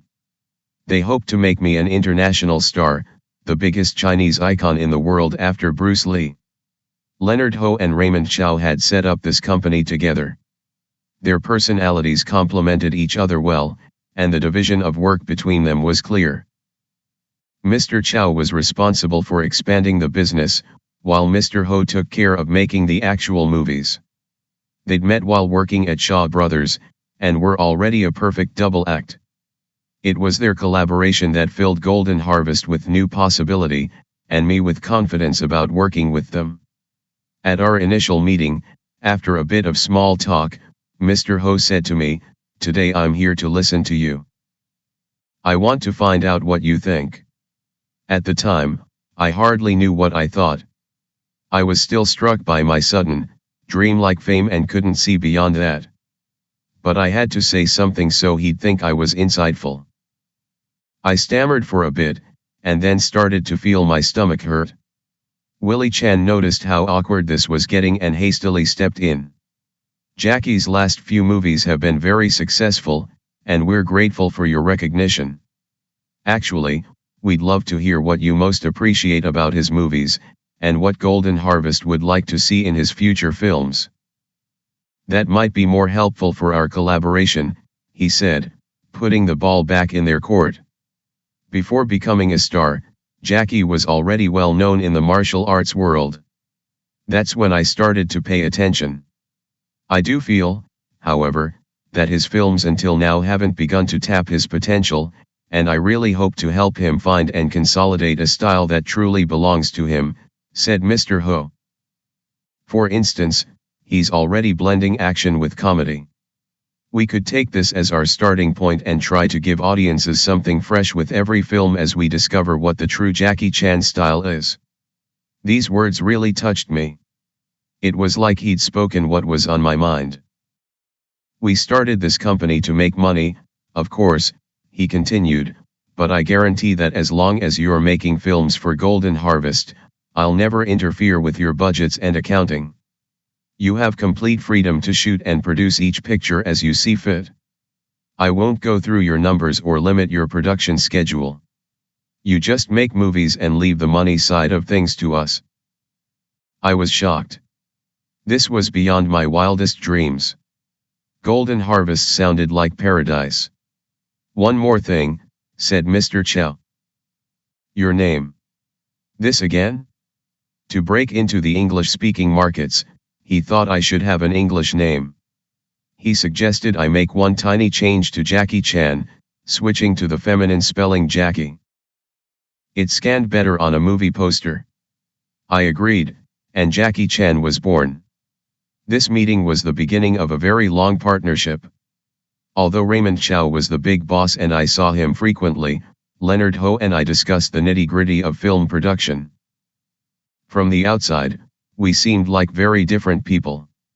He was always dressed in a respectable, well-tailored suit, tastefully accessorized with impeccable ties and watches.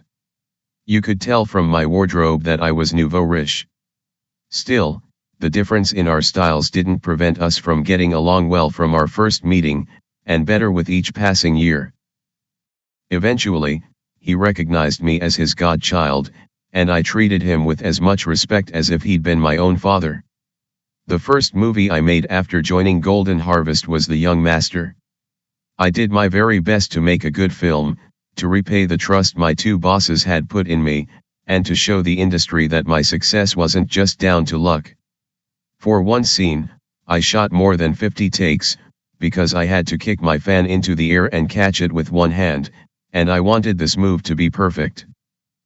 Every take cost money, but, true to their word, they never gave me grief about how much the movie cost to make. And that scene? It was beautiful. Chapter 12. The Ghost of Bruce Lee. The Golden Harvest offices were built on top of a graveyard, and it seemed that everyone who worked there had spooky ghost stories to tell. After Bruce Lee died during the filming of Enter the Dragon in 1973, no one at Golden Harvest dared to go into his dressing room. When I got there, it'd been sitting empty for 6 years. I thought, if no one wants it, then I might as well take it. They changed the name on the door from Bruce Lee to Jackie Chan. At the time, I often stayed late at the studio, editing films. If I was too tired to go home, I'd just sleep in my office. Everyone acted like I was taking my life into my hands to do so because it was haunted.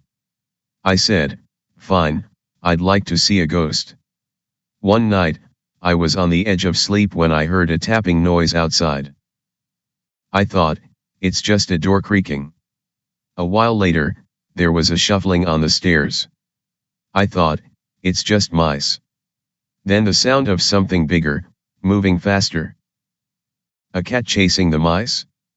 There was a logical explanation for everything, nothing to be scared of. Right?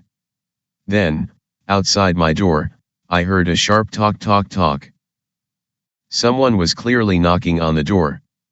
Now I was at a loss. What was happening? Who's there? I asked. No answer. I had to take a look. If it was the ghost of Bruce Lee or anyone else, I wanted to have a chat with it. To keep my courage up, I shouted hey, as loudly as I could while pulling the door open. I looked outside and, much to my amazement, I saw a dog. He was as surprised as I was by my shouting. He barked at me and then ran off. The corridor was concrete, and the only warm spot was the little square of carpet in front of my door.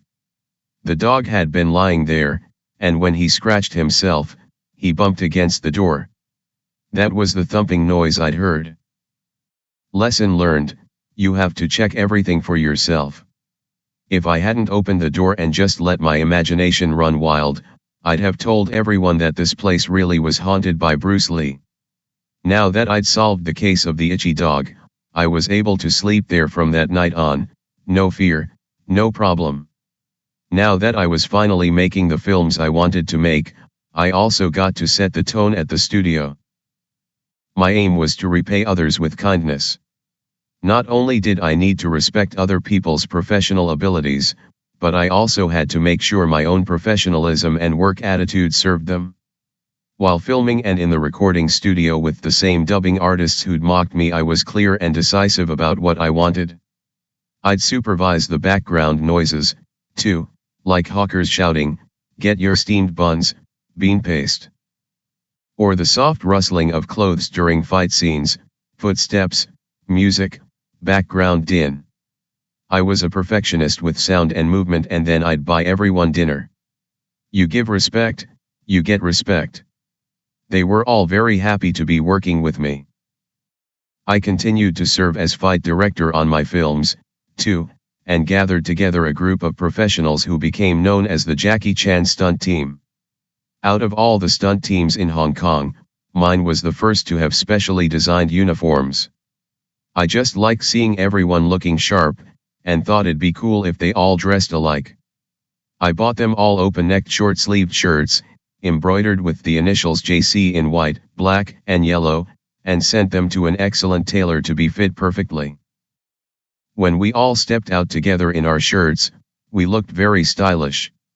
How did it feel to go from being flat broke to being a millionaire, practically overnight? To go from being an uneducated loser to being a famous star? It was fantastic. My first impulse was to go out and buy everything I'd ever wanted within the space of a week. Remember that snooty sales girl who turned up her nose at me when I was shopping with Lo Wei? I returned to that shop with my stunt team flanking me on all sides like bodyguards. I found that sales girl, pointed at the displays of shirts, and said, "This, and this, and this, and this. I want to try them all on." In those days, shirts came wrapped in plastic and cardboard and were stuck full of little pins. She had to unwrap every single one. I undid the buttons and slid them on for a second, then discarded them like garbage. She must have brought me dozens. Next, I tried on shoes and pants, leaving another big pile on the floor, and another round of pointing at things with a clip. This, not that. This, not that. Wrap them up and send them to my hotel. As I turned to leave, she looked like she was about to collapse. The manager scurried over and said, "Sir, I'm sorry, she doesn't remember what you said." I replied, "I was very clear, didn't she understand me? I want all the ones on this side, but not the ones on that side. Every item should be packaged like new, with every last pin, and they should all be sealed." And with that, I walked out. I still have all those shirts, tossed in some corner of my house. I never wore them. It was all about getting my revenge on that saleswoman.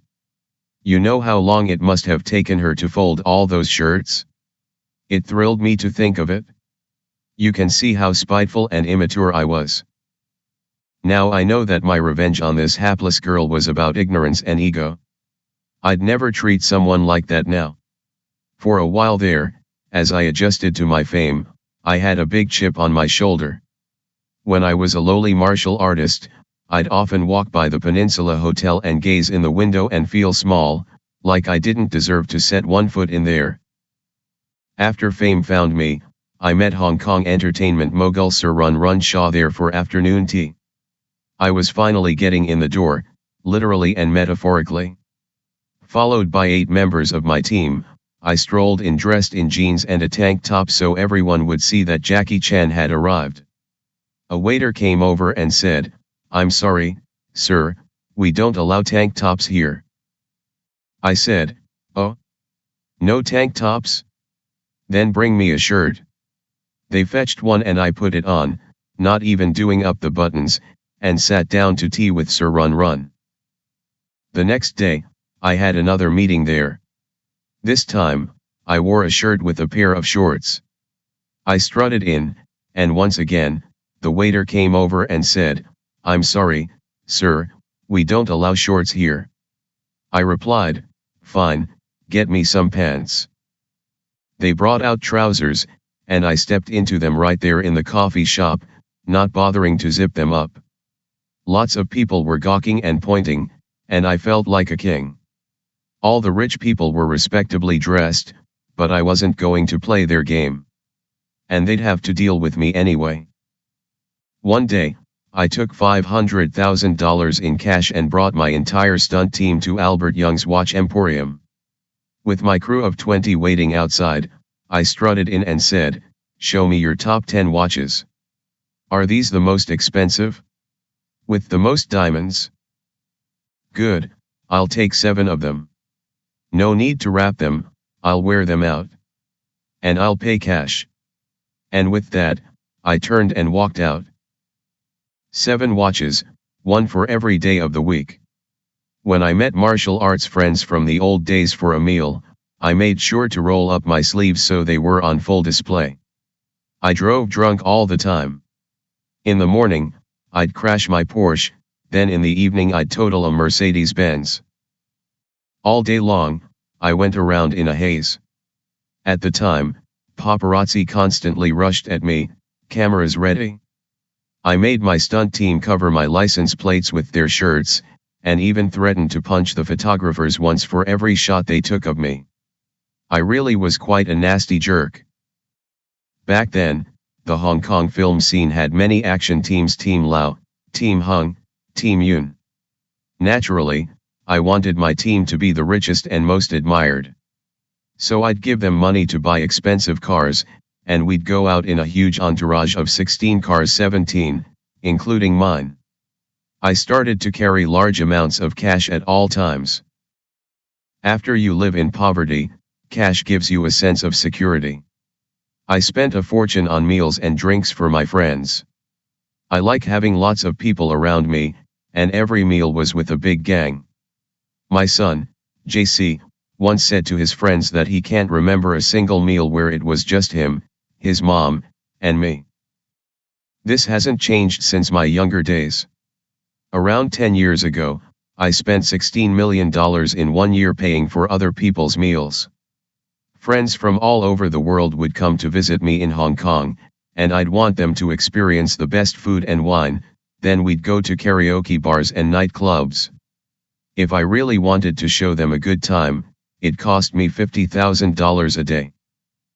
I gave out extravagant gifts, too: watches, cars, custom-made leather jackets, cases of expensive wine. I loved being in the position to show my feelings for people by giving them things. 1 year, I made up my mind to save some money. No more big meals out. Every night, I didn't know what to do with myself, so I'd return to the studio and sit there editing films, finding stuff to do, until I thought enough time had passed. Then I'd look at my watch, and it would still be early. That year was painful. At the end of it, I did the math and worked out I'd saved $8 million on meals. So I asked myself, what's the point? Why torture yourself like that? That was the last time I tried to curb my spending. Going out and drinking every night did start to erode my professionalism. I went through a phase that was known as one before lunch, one after lunch. If I was called to the studio at 7 in the morning, I'd arrive at noon. Everyone would be waiting for me. I'd show up in dark glasses, looking listless. Why the dark glasses? To hide the fact that my face was puffy from a night of drinking. As the star and director of my movies, I was called the little boss. As soon as I graced the set with my presence, I'd say, "Okay, let's shoot a scene." I'd just woken up, and my face was still puffy, so we couldn't do close-ups, only wide shots. At 12:30, the scene would be finished, and we'd break for lunch. After lunch, I'd need a nap in Bruce Lee's dressing room, with or without his ghost. I'd wake up around 4 or 5. We'd set up, shoot one scene, strike, and wrap for the day. And I'd think of which wide shot to shoot the next morning. Hence one before lunch, one after lunch. When we filmed in the hills, if I wanted a nap, they'd have to set up a tent for me to keep out the light, and everyone would stay far away so as not to disturb me. They'd even rig an electric fan to give me some breeze. One day, I was hungover, doing my one before lunch shot, when our producer, Leonard Ho, showed up for a site visit. I got flustered, thinking I was about to get chewed out by my boss, so I pretended I wasn't feeling well. I looked terrible anyway. He said, "Hello," and I doubled over in pretend pain and then fell to the ground with a thump. Leonard shouted, "Quick, send him to the hospital. Bring the car round." They got me into the car, and as soon as I was in, I opened my eyes and whispered to the driver, "Is Leonard still there?" They told me he'd gone, so I took the car to the hospital, washed my face, and returned to the studio. I behaved terribly back then.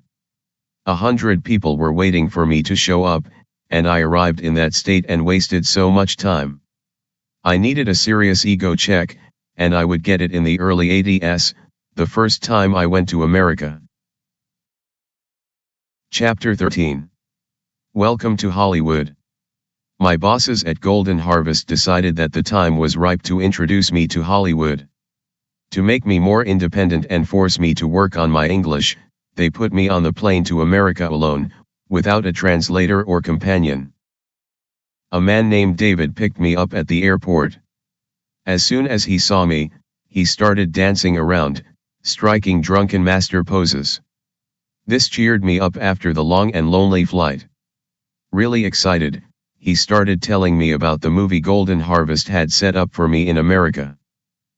They've reunited the team from Enter the Dragon, he said.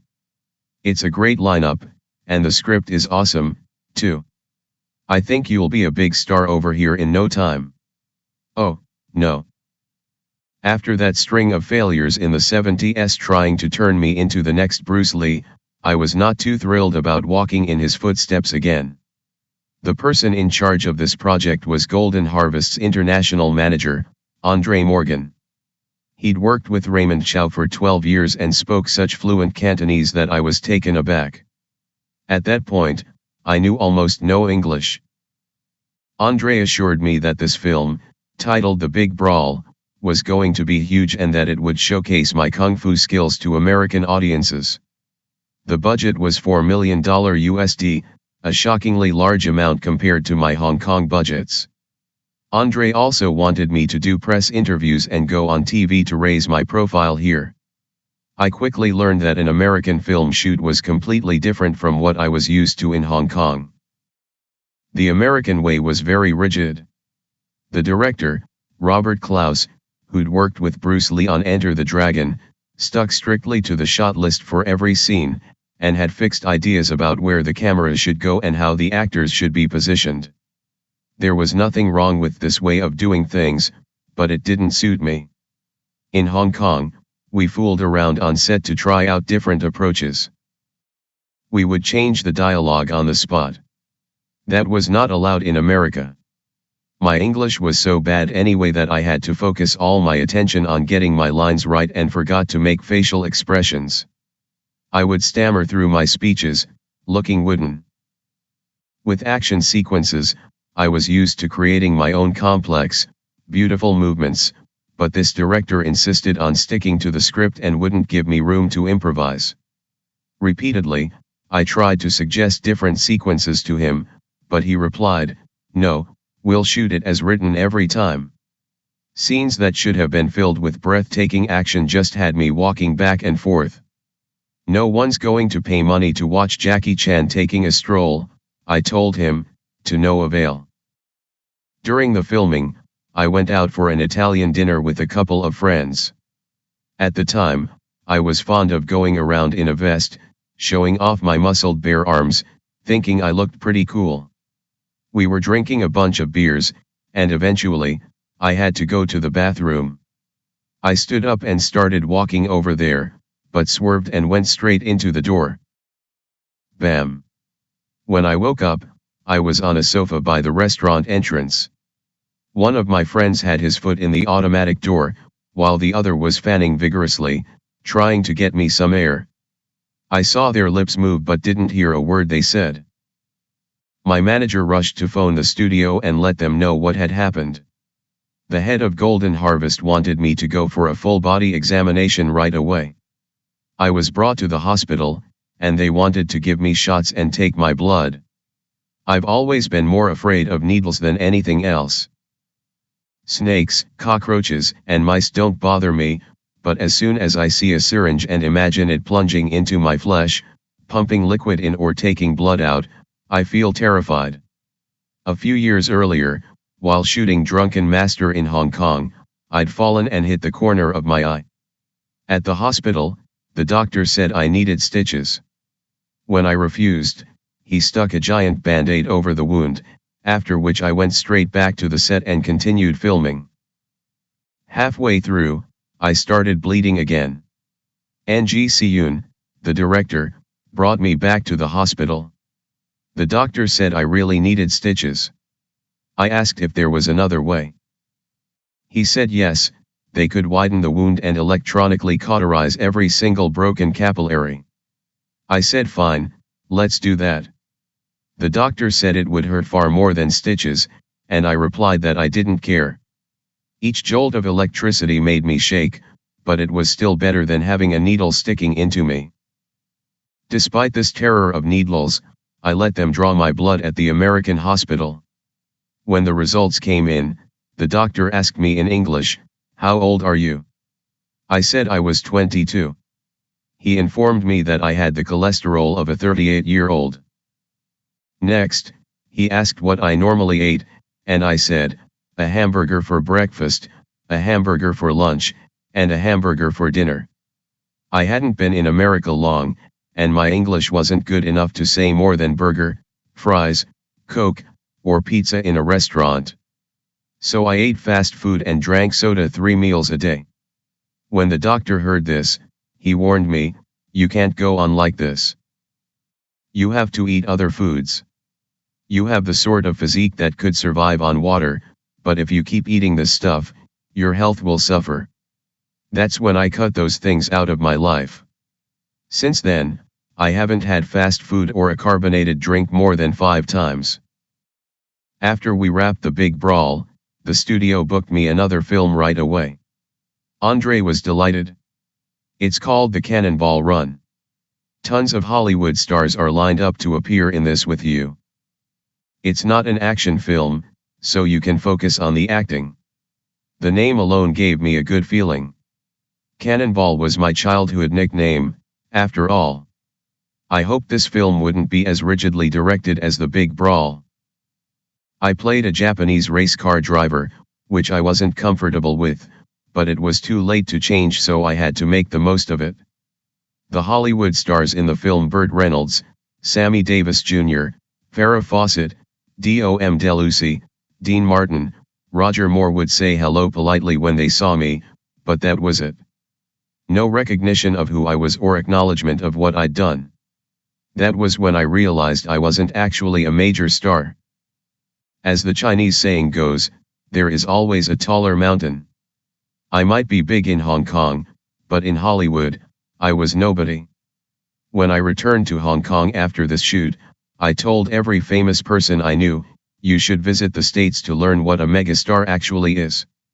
I thought I was impressive with my $4.8 million Hong Kong paycheck, about $600,000 USD. American stars made $5 million USD per movie.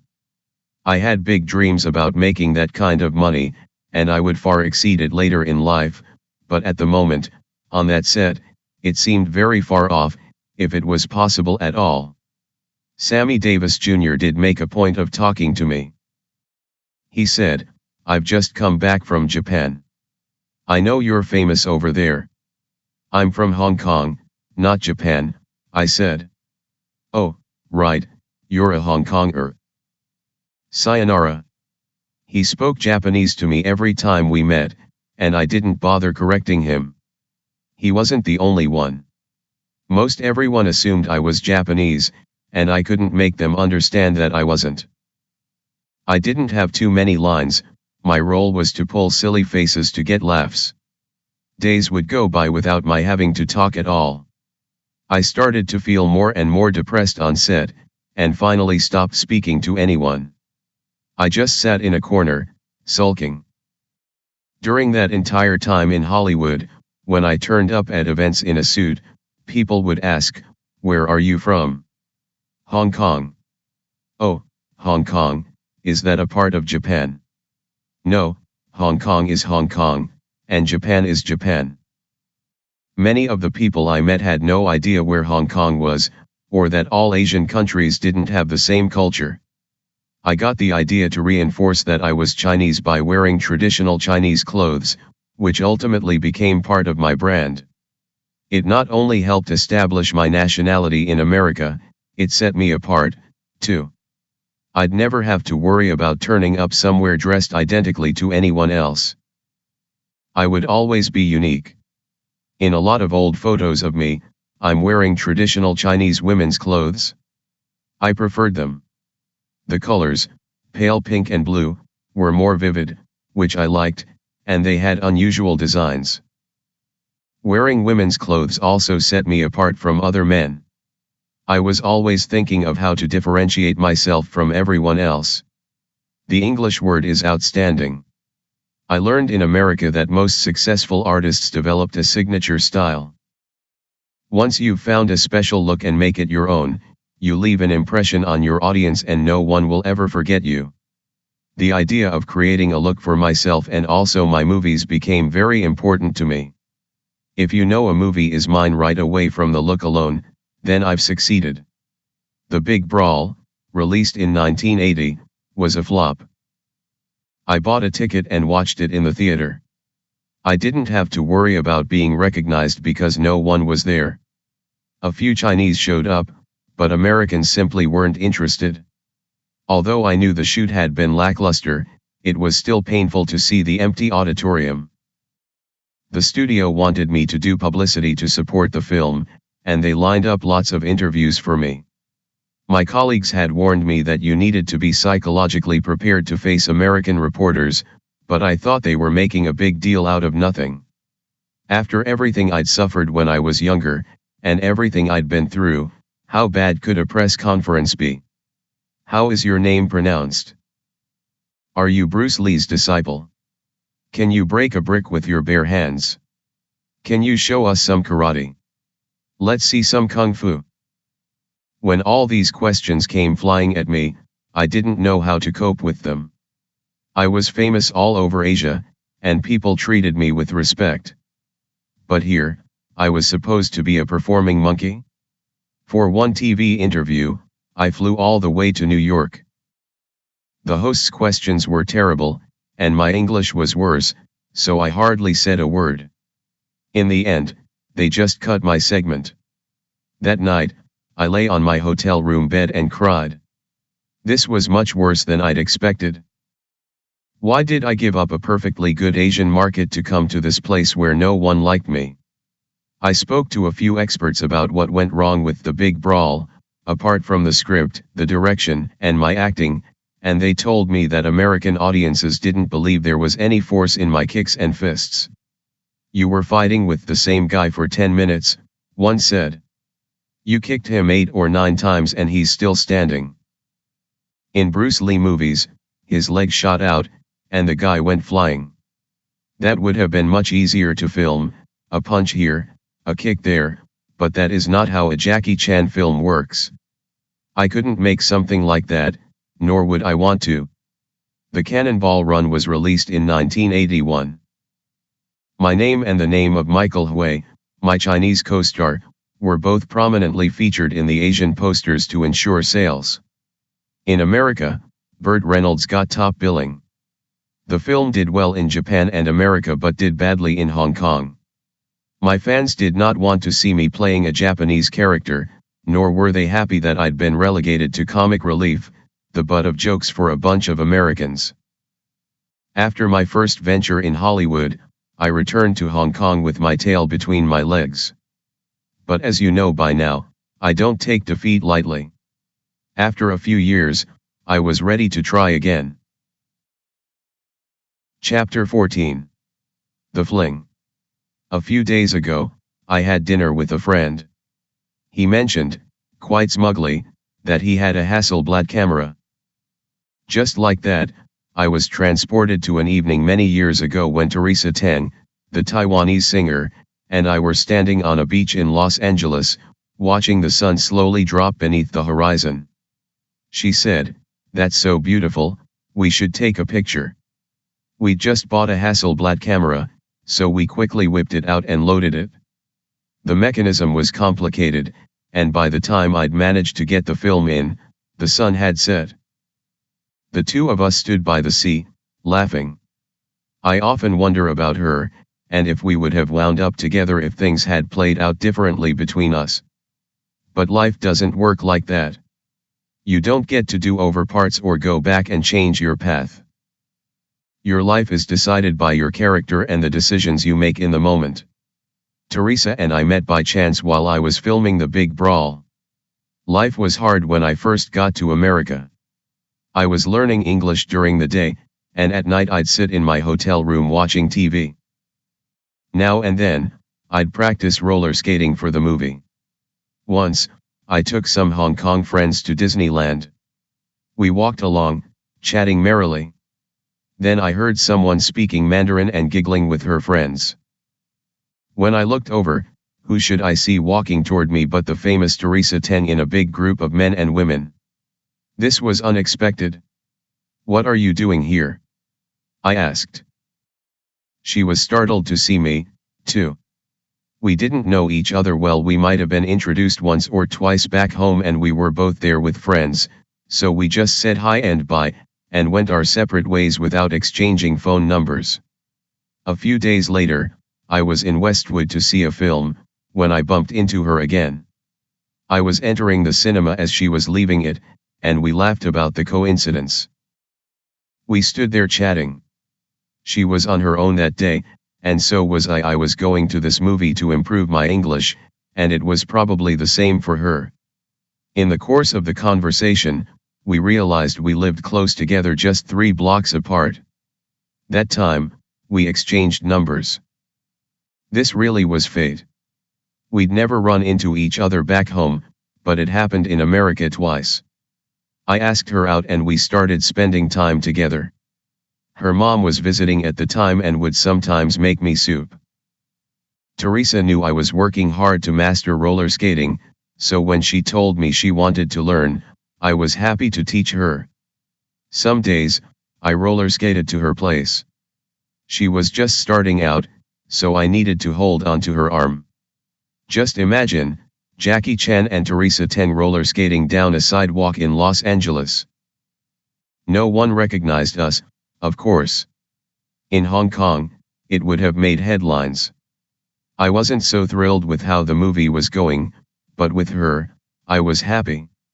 We had a wonderful time together practicing our English, walking along the beach, taking photographs, feasting on crabs or getting dinner in Chinatown. I'd pick her up in my car, and we'd get lost driving around Los Angeles, seeing the sights.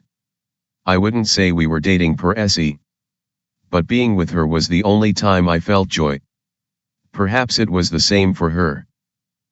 Unfortunately, I was due to start filming in San Antonio, and she had to return to Taiwan. I told her that when I was done with my shoot, I'd look her up. The big brawl did badly, as I've said. I returned to Hong Kong in despair, wanting to regroup and make another film to restore my image.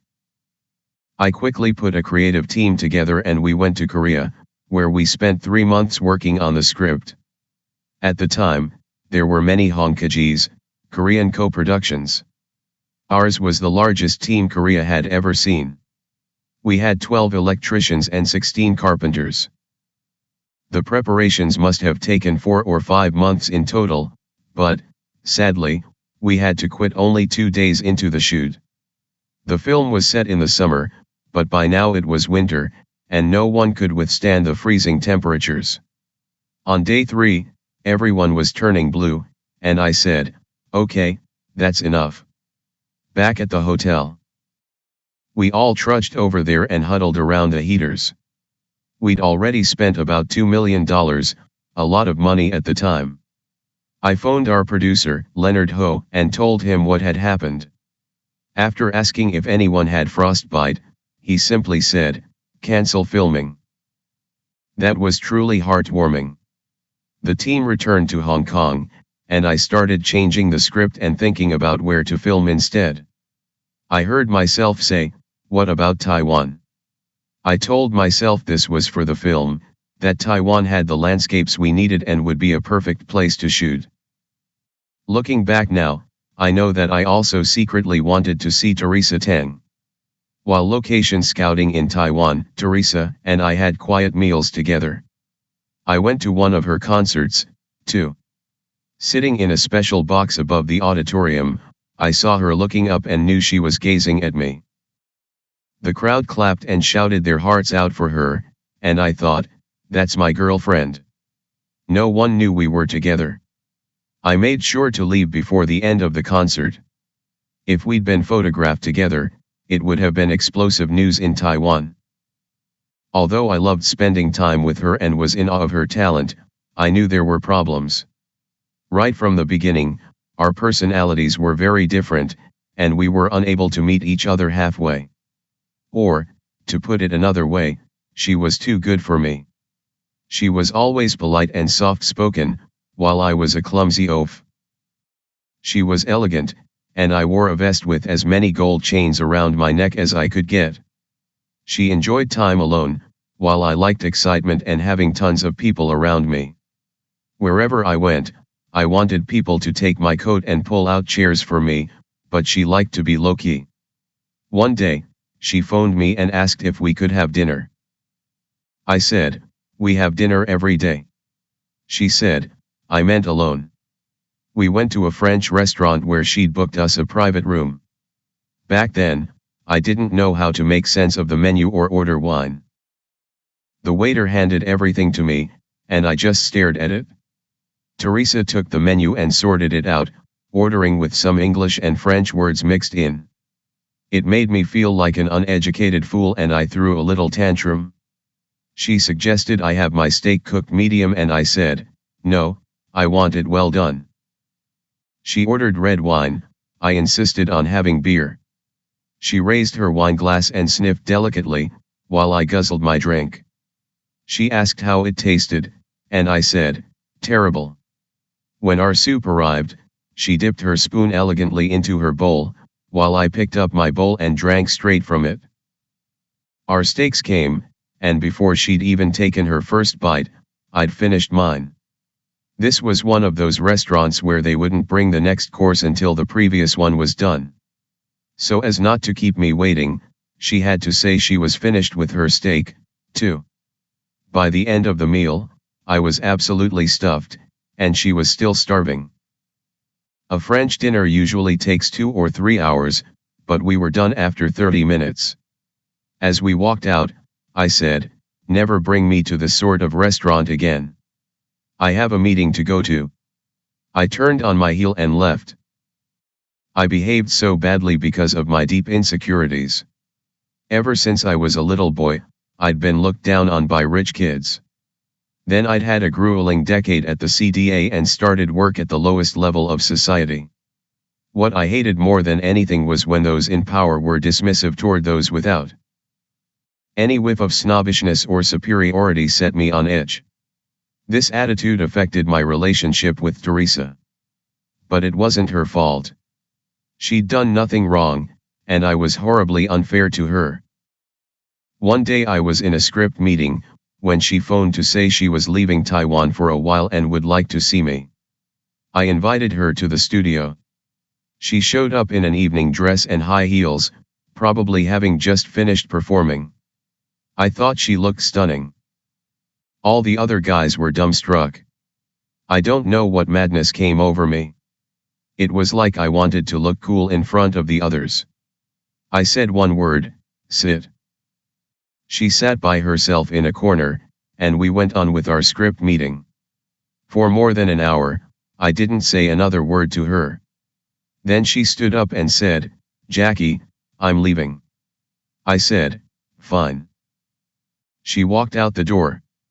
The guy next to me, Fung Harkon, said, "Jackie, shouldn't you go after her?"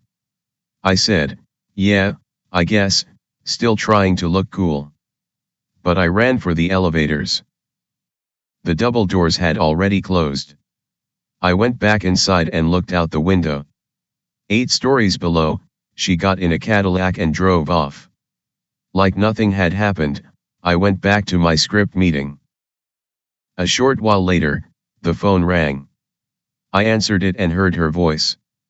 "Jackie, it looks like you don't need me, so you should just hang out with your guys," she said, and hung up. The next day, she called again and said she'd left something for me at the hotel reception desk. I went back after work and picked up the package from the concierge. It was a cassette tape of her singing "Return My Love to Me."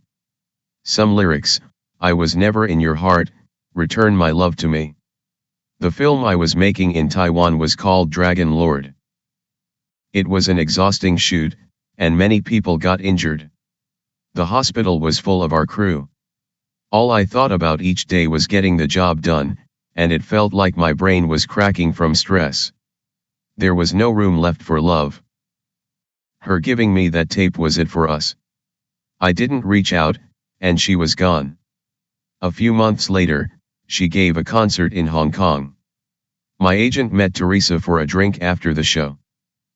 She told him, "You know what? I hate him." My agent repeated what she said, and that was when I realized how awful I'd been. I'd hurt her thoughtlessly, carelessly. The next time I saw her was at an award ceremony organized by the businessman Peter Lam. He called to ask if I'd present Teresa 10 with her prize. My instinct was to say no, because I knew she probably still hated me.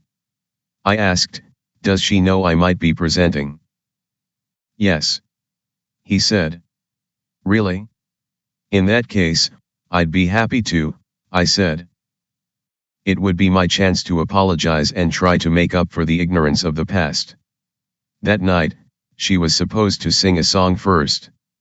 I hid backstage, and halfway through her performance, during a musical interlude, I walked out with the trophy. When she turned and saw me, she didn't whoop with joy. Not by a long shot. She practically ran off the stage, and I had to chase her. She wouldn't stop and refused to take the award from me. I kept after her, and in the end she took it, but she wouldn't shake my hand or thank me. She just stormed off. Peter Lam admitted afterward that he hadn't told her about my presenting the award. He thought it would be a pleasant surprise because he knew we'd once been close. If there'd been anything left between us, it was truly destroyed now. I saw her again a few years later at the entrance to the Shangri-La Hotel. She was getting into an elevator as I was leaving one. Another coincidence. We stared at each other, then she smiled and so did I. We didn't speak. She was with her friends, and I was with mine. I kept smiling until the elevator doors had closed on her. It was a moment.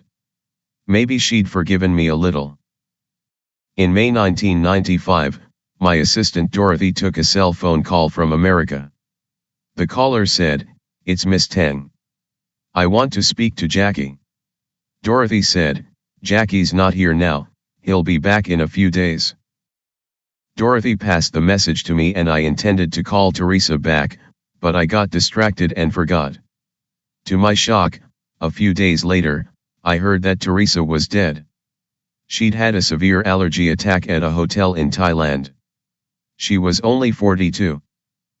I was completely stunned. In an instant, all my memories with her flashed through my mind, and my tears wouldn't stop falling. Ever since, whenever anyone's left me a message, I always call back right away. Because of my filming schedule, I was unable to attend her funeral. In 2002, I released an album in China that included me singing a duet with her on her song "I Only Care About You." I hope my message was somehow able to pass through space and time, bringing my eternal apologies to her. Chapter 15. Free Fall. Back in Hong Kong after my disappointing night.